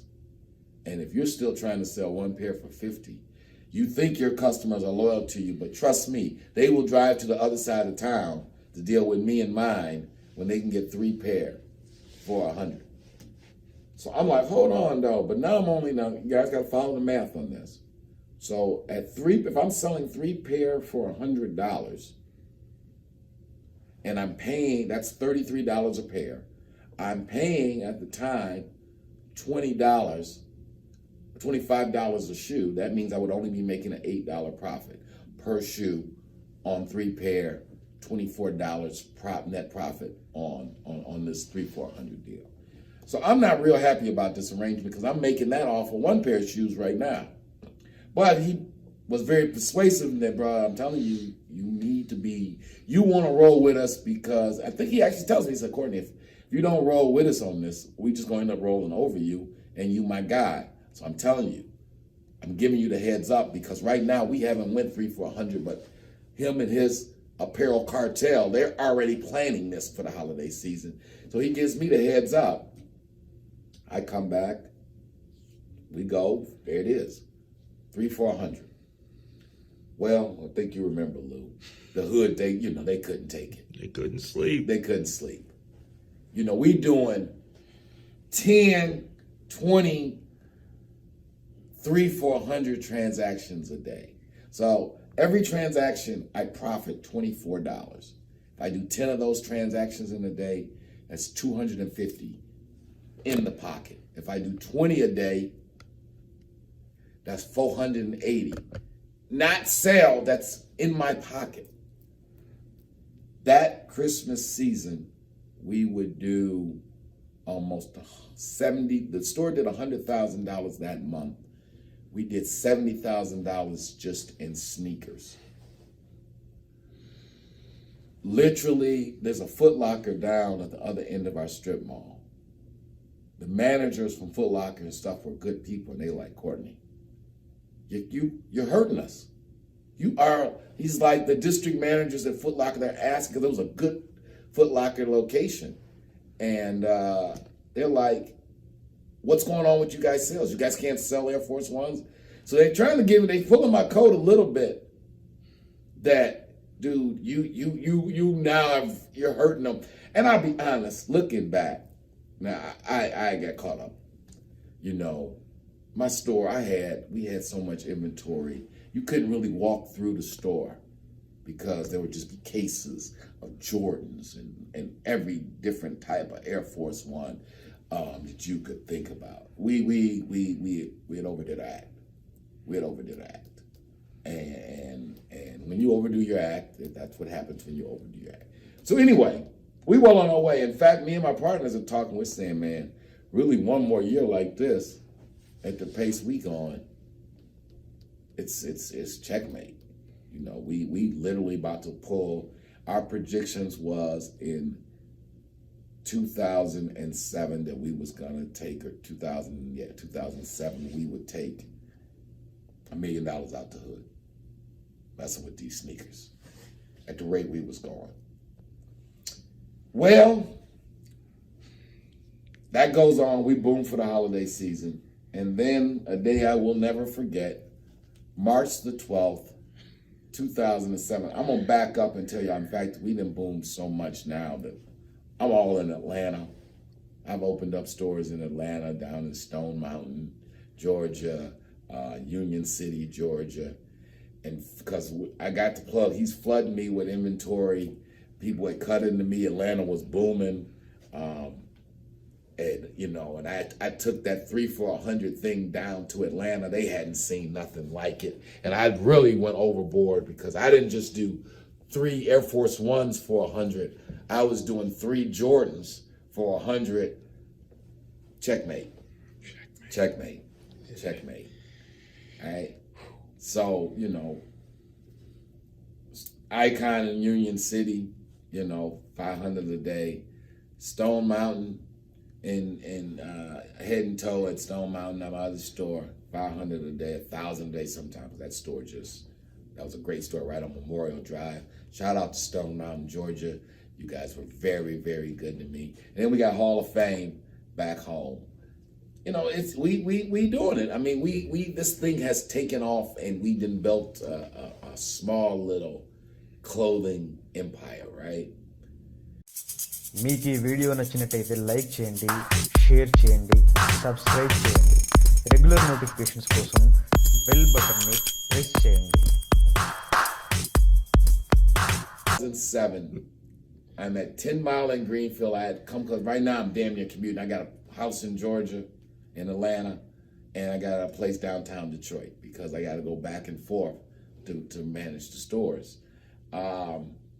My man Luke is right here. Luke calls me and says, they're here. So what'd you say, Like poltergeist. They're here. They're here. And I'm like, what do you mean they're here? And he said, them people.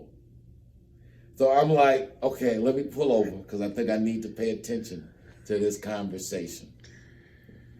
I'm like, Luke, what's going on? And Luke said again, very calm now. Yeah. He's like very calm. He's like, Courtney, they're here. Those detective people from Nike. And I'm like, well, what they saying, Luke? He says, well, they say that we've been selling counterfeit goods and that they want me to sign something and then they're going to take all of our merchandise. I say, Luke, you just tell them, give me 1 minute. Now, I was literally in regular driving time. I was 15 minutes away from the store. I got there in 3.5 minutes. I walk in there, there's this white guy, a couple white guys, a couple black guys. They got their bullshit badges and stuff on. And they go on to tell me that they bought the sneakers and they sent them to testing in Colorado. And these are not authentic Nikes, yada, yada, yada. And they're going to take all of my merchandise. Now, I ain't naive. Because to be honest, all this past 2 months,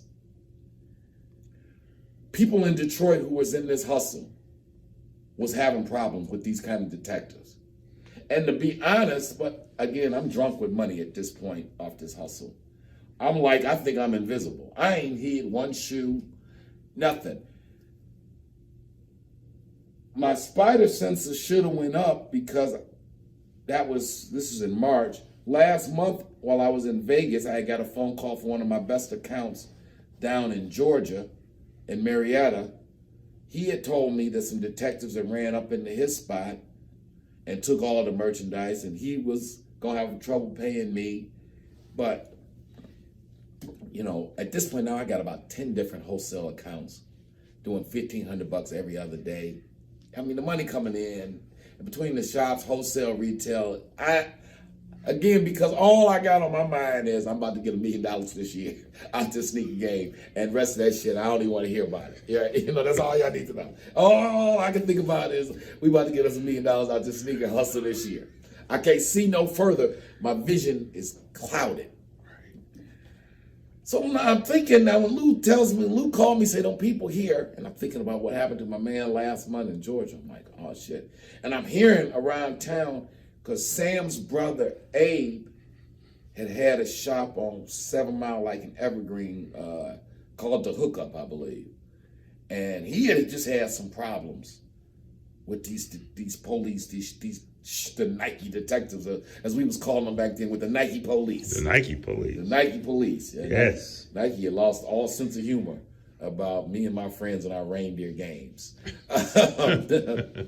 So I get there, Mr. Man tell me about this, that, and the third, and that he done tested the shoes, and he represent Nike and the Coalition for Copyright Protection, yada, yada.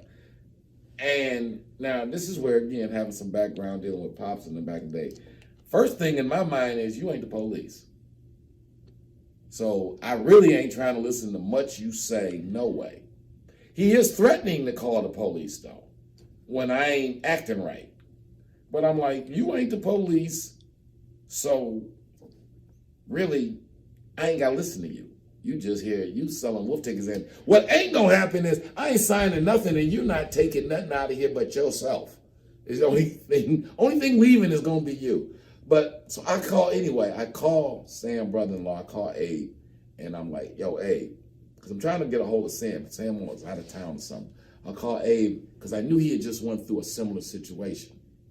But unfortunately, he kind of got, when they hit Abe, they hit him with the police too, with the real police and the warrants and the whole thing. So I tell Abe what's going on.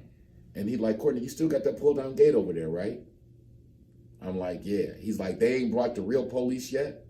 I'm like, nah. He like, they got the search warrant. I was like, they ain't got nothing official. They just got the shit from the company. He like, man, just tell them.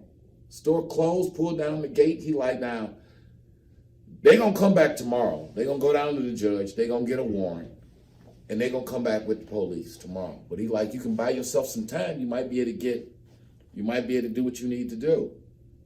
So I come back in the store. I tell them I just spoke to my lawyer. My lawyer tells them that, they didn't want to hear it. We're not going anywhere.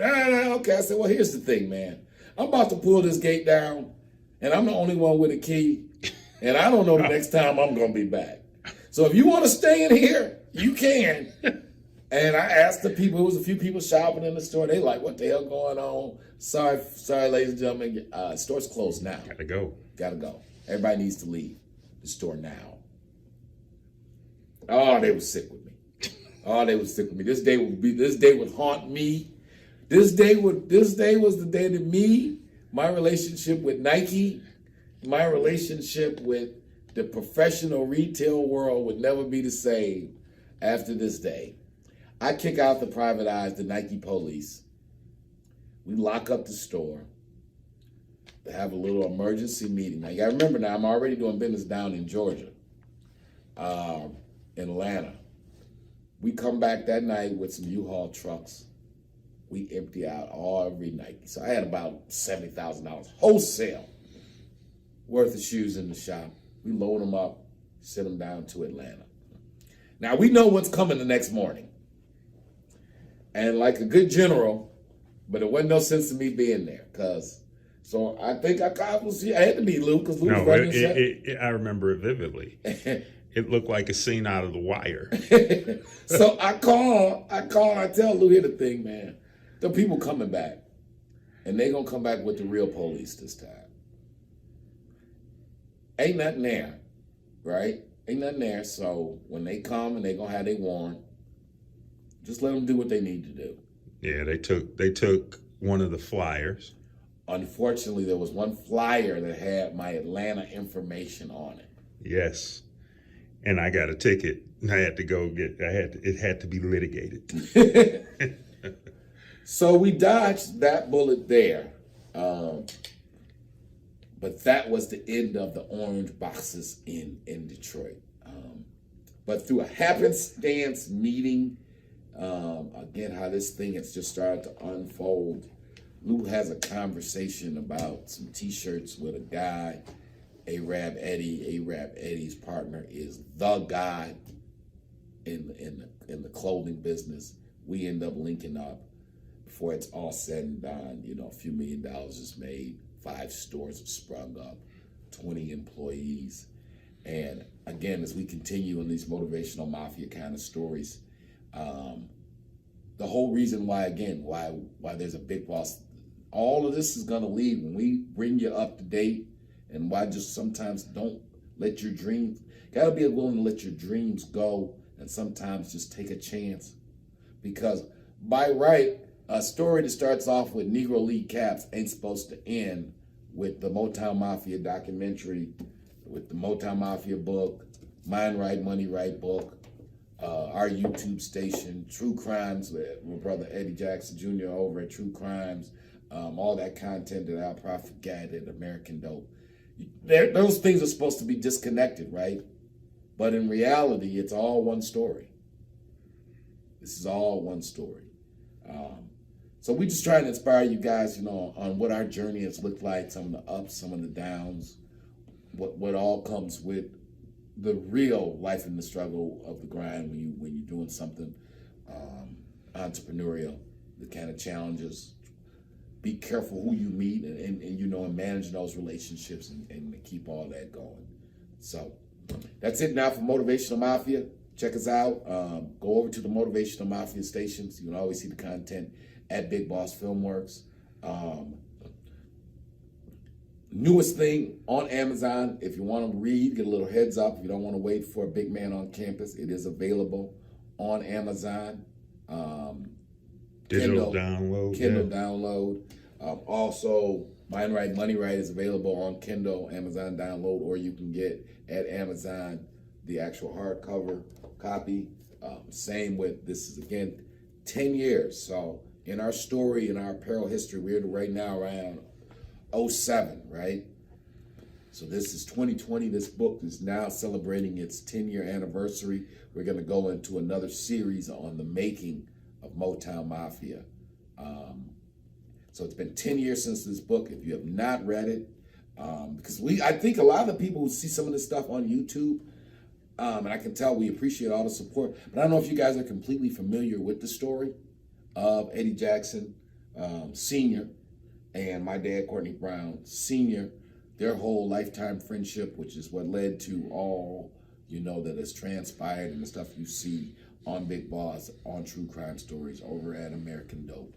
I don't know if you got any holes in the story, you're not sure how it all begins, make a point, check out Motown Mafia. It's our 10-year anniversary of when this comes out.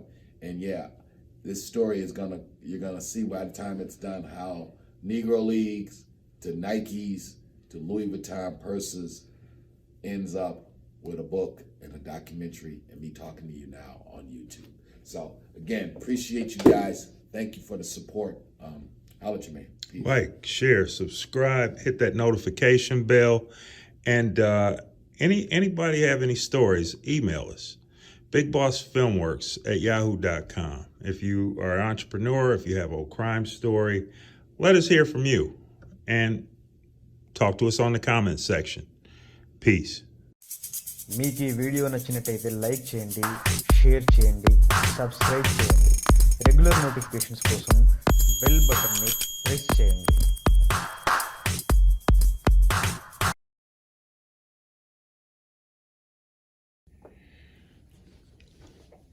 Orange Box, Part 2, Take 1. Hey fam, we're back. It's your man, Courtney Brown Jr. here at Big Boss Filmworks. We are going to continue our story, our journey, kind of chronicling what this entrepreneurial journey has been like over the last 20 years since we started working for Pops and the family went from underground to above ground officially. So where we're at in the story was, right, we've opened up the stores, we've done our things with the Negro League jerseys at the mall, we did our things with the throwback jerseys, we had the big beef with Mitchell and Ness, and then I got introduced to this Arab cartel that controls the sneaker business, right? And we go through our trials and tribulations with them, then we get plugged in, and all of a sudden we are selling more Air Force Ones and Jordans than Foot Locker, which leads to the Nike police coming after us and shutting down our operations in Detroit. Now, before that, March 12th, when the Nike police came to our store Hall of Fame there on Davison and Linwood in Detroit and shut us down and caused for all the legal issues. Of course, I'd be in court with Nike for the next 2 years over this affair. A couple things that happened. Some guys down in Atlanta, through a partner of mine, had heard about how we were banging, how well our clothing concept was going in Detroit. They had approached us with, do we want to expand to Atlanta? Now, two things with that. One, I really like warm weather.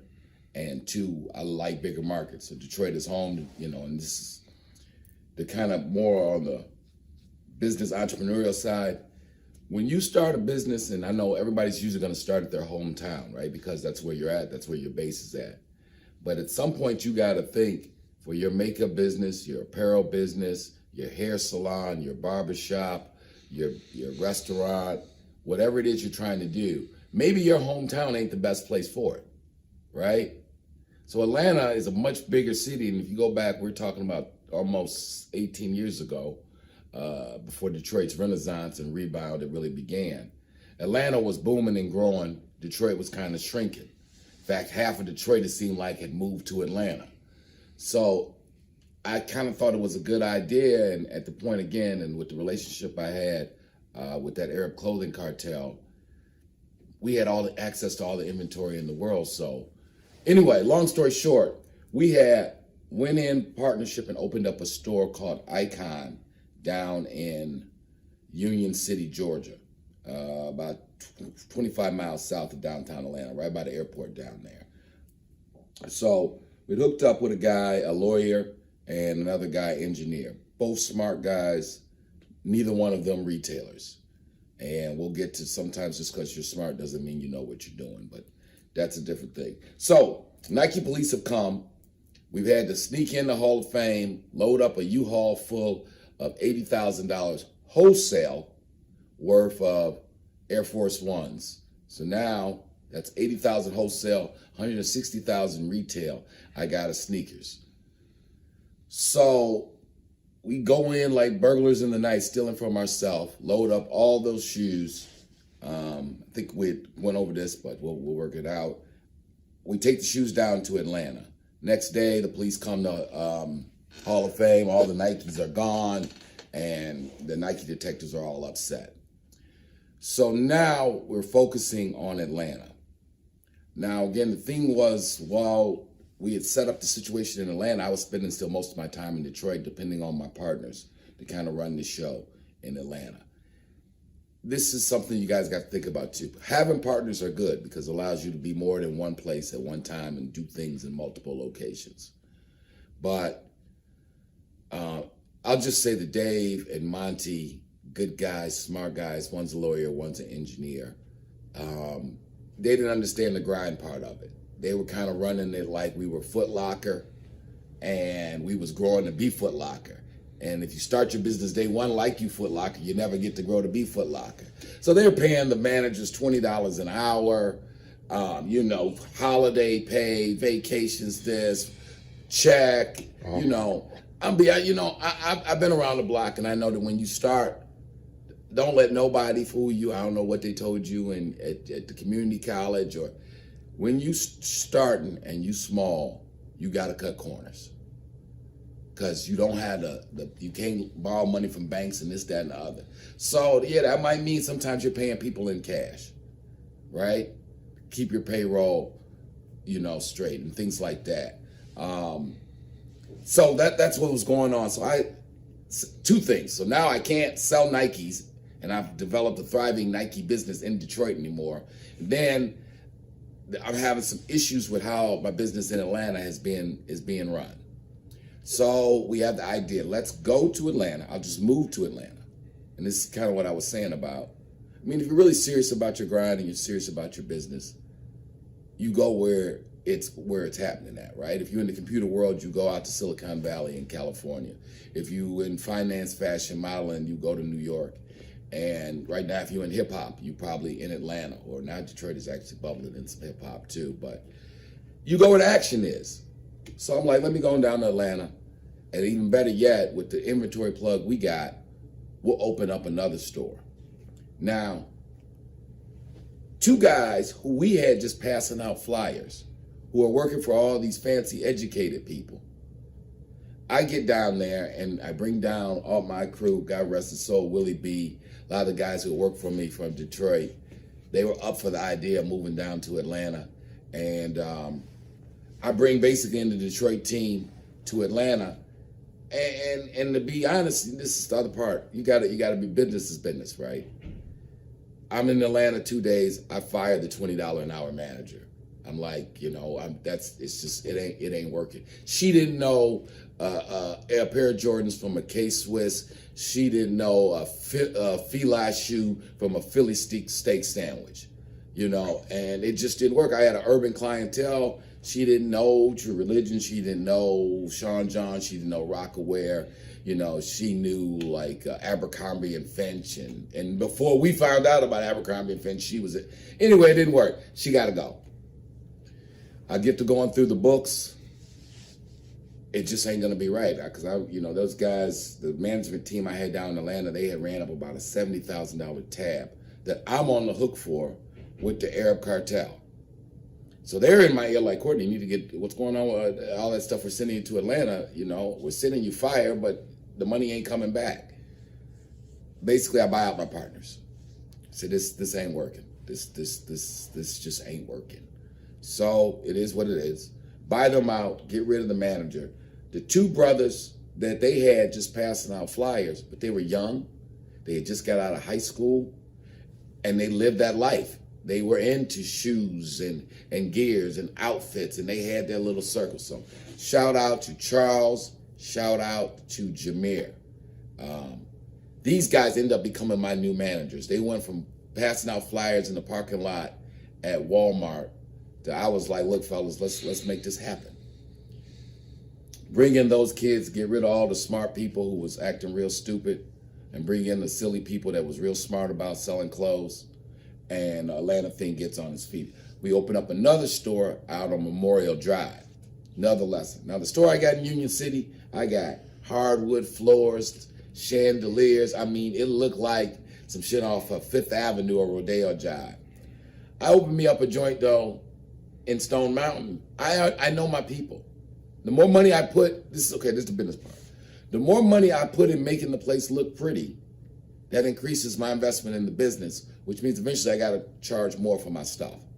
The less I put in to get up and going, the less I have invested, the more flexible I can be with my pricing. We open up, shout out to Memorial Drive, Stone Mountain, Georgia. They treated me really, really well. We started off day one, 3 Nikes for 3 Air Force Ones, $100, 3 Jordans for $100, any combination you want, any color, any Nike or Jordan product, 3 for $100. The boys down south wasn't ready for that. They wasn't ready for that. I mean, we shut them down. Yeah. I mean, word got out like in a week. Man, there's a guy and he's got them right. Every Jordan ever thought of, every Air Force One, and he letting them go 3 for $100. You know, we build the $3,000, $4,000 day business out the gate. The guys I switch up, Charles and Jameer are switching up. They're running. One is running Union City. The other one is running Stone Mountain. I got my cousin Melissa. Shout out to Melissa in the Lip Bar. We'll get to her story, which that's a great story too. My cousin Melissa, who now owns and is operating a successful makeup line called the Lip Bar. So you sisters check that out. I think at thelipbar.com. But at this point, she is finishing up her degree at Florida A&M. She'd come in during the summertime, allow me to travel, go to China, look for merchandise, you know, and kind of do my thing. And the team worked. It worked, and we were all thriving. But all good things eventually come to an end. But before they would come to an end, I do have there was a guy, an Arab guy, different from my Arab cartel in Detroit. It's an Arab guy down in Atlanta, right? Charles and Jameer, my managers, keep telling me that this Arab guy, Courtney, keeps coming by with this white van, talking about he's got shoes, he's got this, he's got that. Again, I got a healthy ego, and I'm like, really, I'm plugged in with the godfathers of the Arab clothing world. It ain't nothing some other Arab guy can tell me about nothing. I am sure of this, and I was sure of it, and it was true. I was like, the clique we got up in Detroit, they're tied directly into the clique who's running the show in New York, who are tied into the clique who's running the thing over in China where all the merchandise is coming from. There's nothing this guy can tell me. So I blow him off. Eventually, this guy catches me at the shop. He explains to me his name is Zachariah. Now, I do know from, the time in the street, just because you don't see somebody flossing and shining don't mean they ain't plugged in. So I was careful, even though he was riding around in a cargo van trying to peddle some shoes. As we've said, as Eddie always, game recognized game. He didn't talk like a guy who was just all about riding around pedaling out of his car. He had been around the world, and then come to find out he had a whole chain of dollar stores. He had some family issues that kind of caused his business to break up. By this time, as fate was having it, my man Young Choi, who was my Negro League plug, he has opened up his shop in New York and closed it, and he's decided to, because it's a huge Korean wholesale apparel business down in Atlanta. He's down in Atlanta now. Now, we didn't got together and we didn't plot it out. We ready, business. We ready to cut everybody out. We're going to go to China directly, bring in the Nikes, the New Era caps, the whole 9 yards. Me and Mr. Choi scheduled to go to China. He ends up having a last minute, some kind of scheduling issue. This Arab guy who I had bumped into had been trying to peddle me his shoes. I had heard in conversation him say he had been to China, right? So now I'm kind of in a jam because at this point I'd been to Hong Kong, but I had never been to Guangzhou, which is like the factory of the world.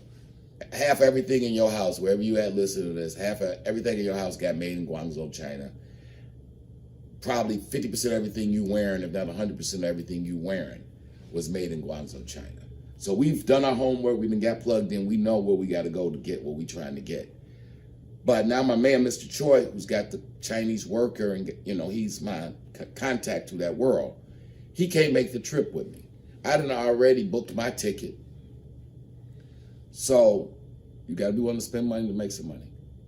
I cut into this guy, Zachariah, who I really don't know, except for he didn't come to my shop 3-4 times trying to sell me some shoes that I don't need.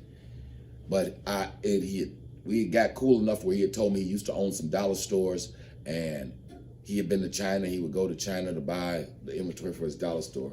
So I tell him, check this out. I tell him my dilemma. I said, my man, Mr. Choi, ain't going to be able to go to China with me. I already got my tickets. I really need to shoot this move. Tell you what I'll do. మీకు ఈ video నచ్చినట్టయితే like చేయండి, share చేయండి, subscribe చేయండి. Regular notifications కోసం bell బటన్ని press చేయండి.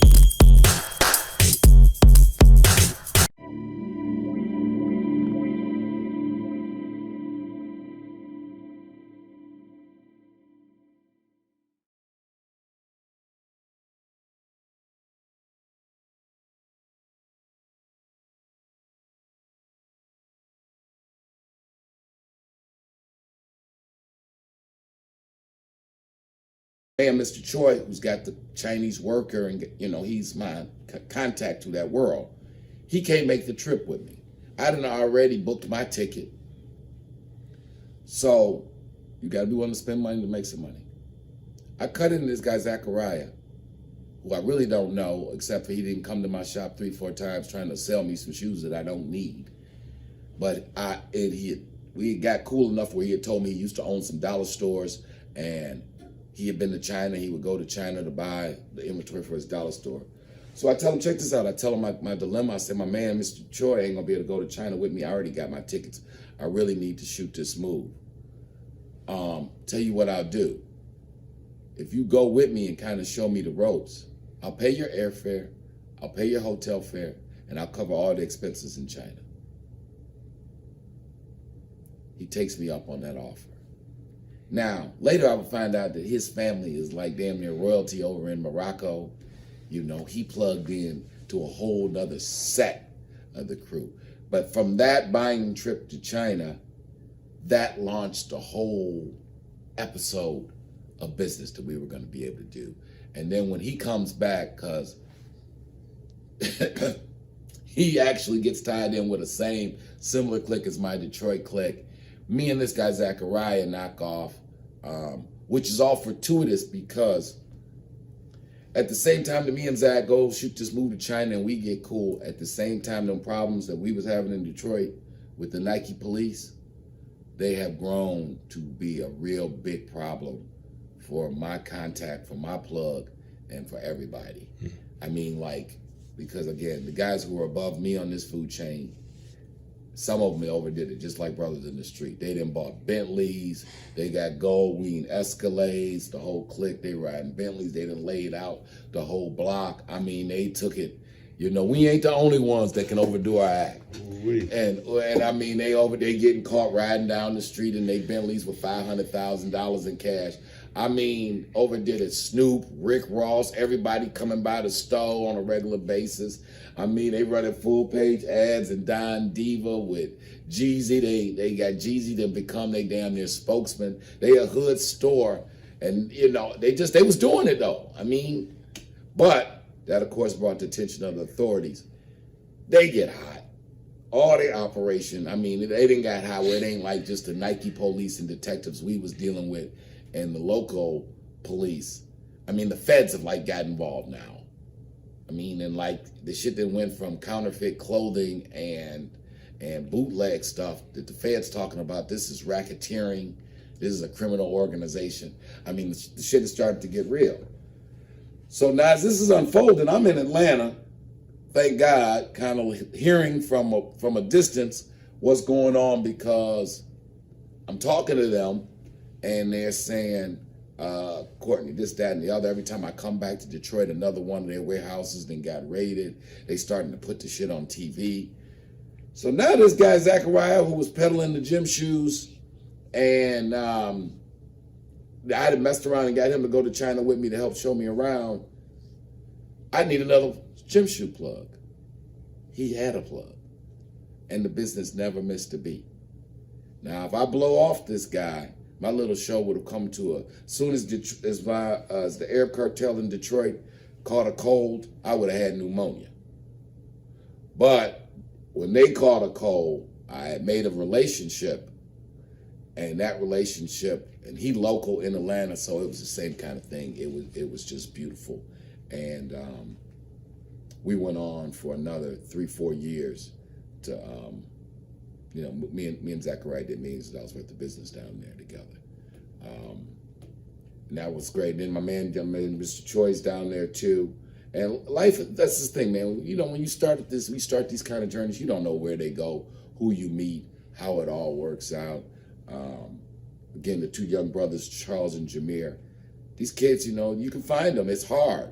But these kids were serious. They used to call me and my wife Mom and Pop.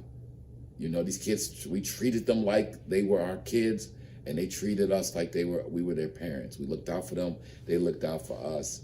I mean, I could say these two young brothers handled tens of thousands of dollars of my money. And it wasn't never that. So don't let people tell you we can't do that, or it's always gonna. No, that's bullshit. Amen. I'd go to China, all in Africa, anywhere on the other side of the world. Those kids would take the daily, weekly deposit that money, and just kept it moving. Inventory was all. But I'm human to keep this kind of story moving along. Go to China that time, get used to sending a few things back, go back again.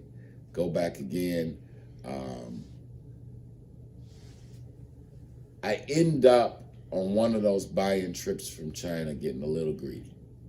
So we had a nice little system where Mr. Song, I think we got some photos and video we're going to be able to introduce the audience to Mr. Song, who's a big shot shipper and shoe manufacturer in China. Again, when you meet people, life, you never know. People. So when I meet this guy, Mr. Song, over in Guangzhou, he's just a small little guy boxing up packages for American and European shippers. His business growing. But he know the game. He know what we're trying to do. His people are experts at mixing the packages so that we can import the goods right into. And we're talking about apparel now. We out of that. We doing a different hustle after the hustle. But with the same intent, we still got a problem that U.S. Customs didn't need to know exactly what we were doing. But one of these buying trips, you know, the money you got, you know, it's the same. I can send it to myself and it'll take 2 weeks for the goods to get to me. Or I could gotten so comfortable that I would just sometimes get huge duffel bags because, you know, the right stuff, you know, 40, 50 pair of Gucci boots, you know, that's like $30,000, $40,000. And I can sell them in a day once I get back home. So I decide instead of to ship it the normal way through the air, I'm just going to get a big duffel bag and I'm going to bring it back because I'm already counting the money that as soon as I land, I'm going to be getting the stuff to Atlanta. We're going to blow it out this weekend and I'm going to be up 50,000. You know, that was the kind of move that we had gotten to China. It was about a 5-to-1. I had gotten to where I could go to China, spend 10,000 and before expenses make 40 to 50,000 bucks. And that's what we're going to do. Well, we catch the wrong customs agent and they end up, long story short, they end up confiscating about 12,000 wholesale worth of goods from China from me, which would have been worth about 40, 50,000 had I just got through customs. This was maybe, so if you now looking back on it, the problems with the Nike police in Detroit, then the problem that my plug in Detroit with the apparel was having with the federal authorities. Now we in Atlanta and I think got problems with U.S. Customs and you're beginning to think, again, all good things eventually come to an end.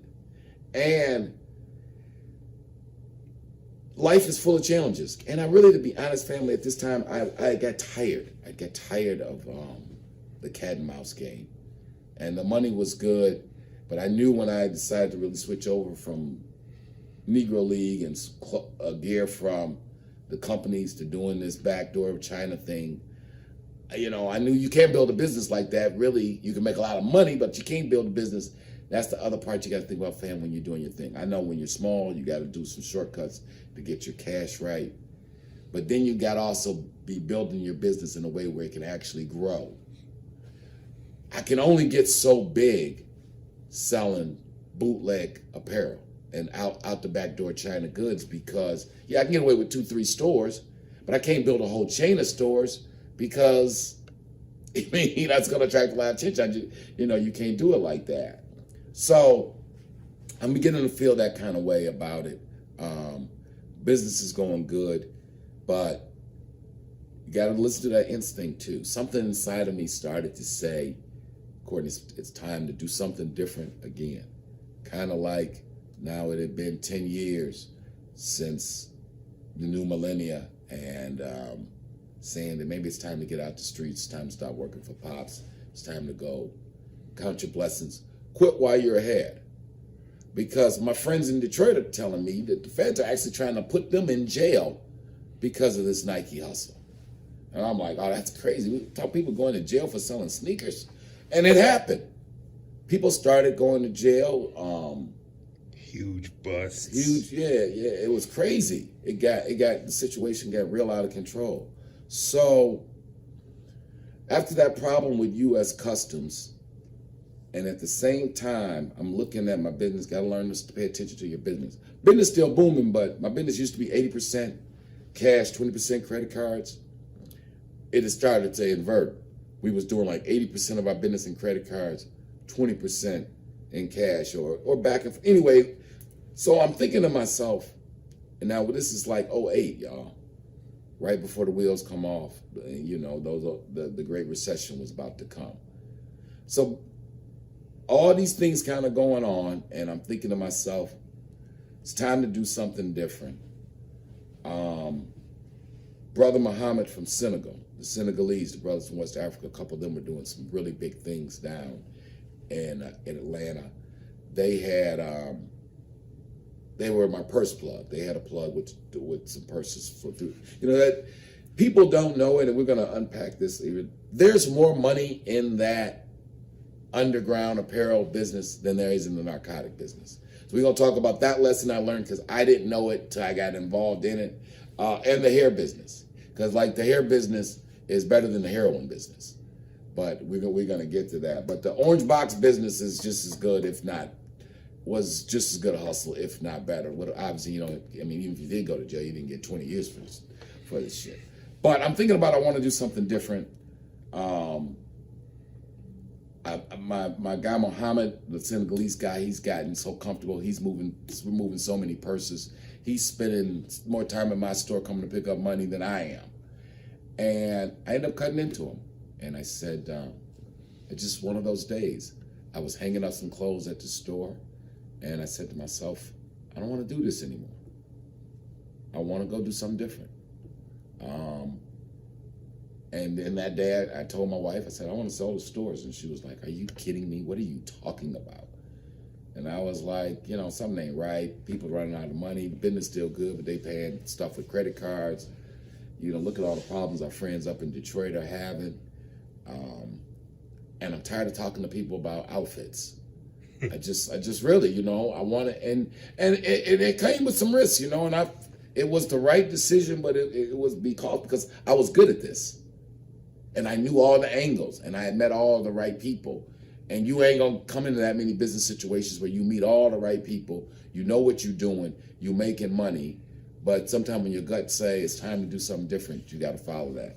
Anyway, I cut into Muhammad. He didn't believe me. I said, no, I'm serious. You know my stories, you know the kind of money we're doing. Why don't you buy me out?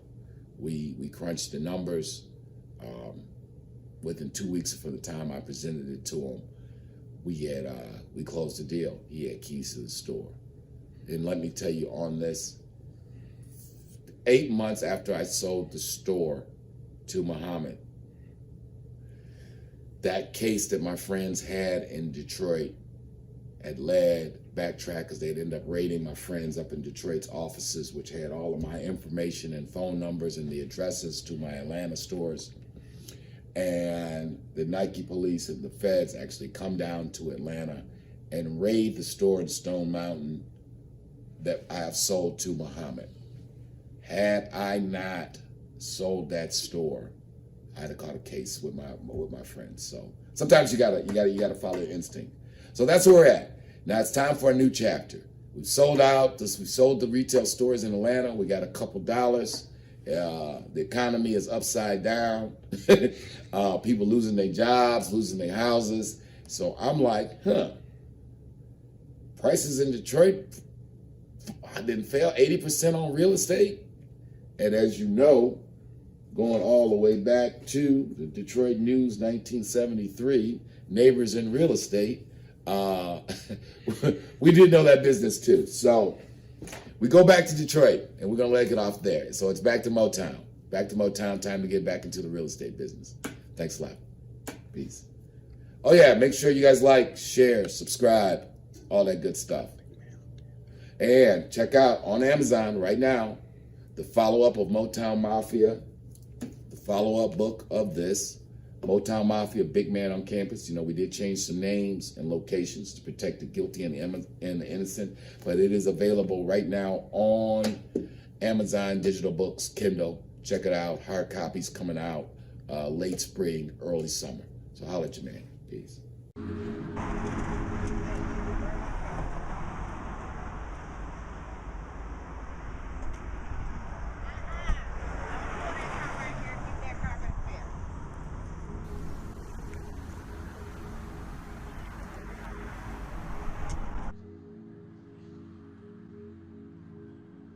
When you go through the neighborhood, do you ever ask yourself why you see so few black-owned businesses? I think we have gotten away from it to a certain extent. But I know based on the way I was raised, we need to start coming back to that place. Giving them the resources that they need in order to make change. We do a lot of community advocacy. We go clean up the houses and the streets if need be. We just want to be a group that people can rely on, can count on, who can support the city. I always wanted to be an entrepreneur, you know. I always wanted my own business, and I always was looking for different ideas and things to do. People know these stories. You know black men who own businesses. You know black men who take care of their families. You know black men who go to work every day and do their fair share to build their communities. It's interesting, it's a long, it's a tedious, and it's a difficult process, but it was good for us and it allowed us to grow as a brand because it made us really have an internal look at what we're doing. So we came here to talk about, getting your mind right so you can get your money right.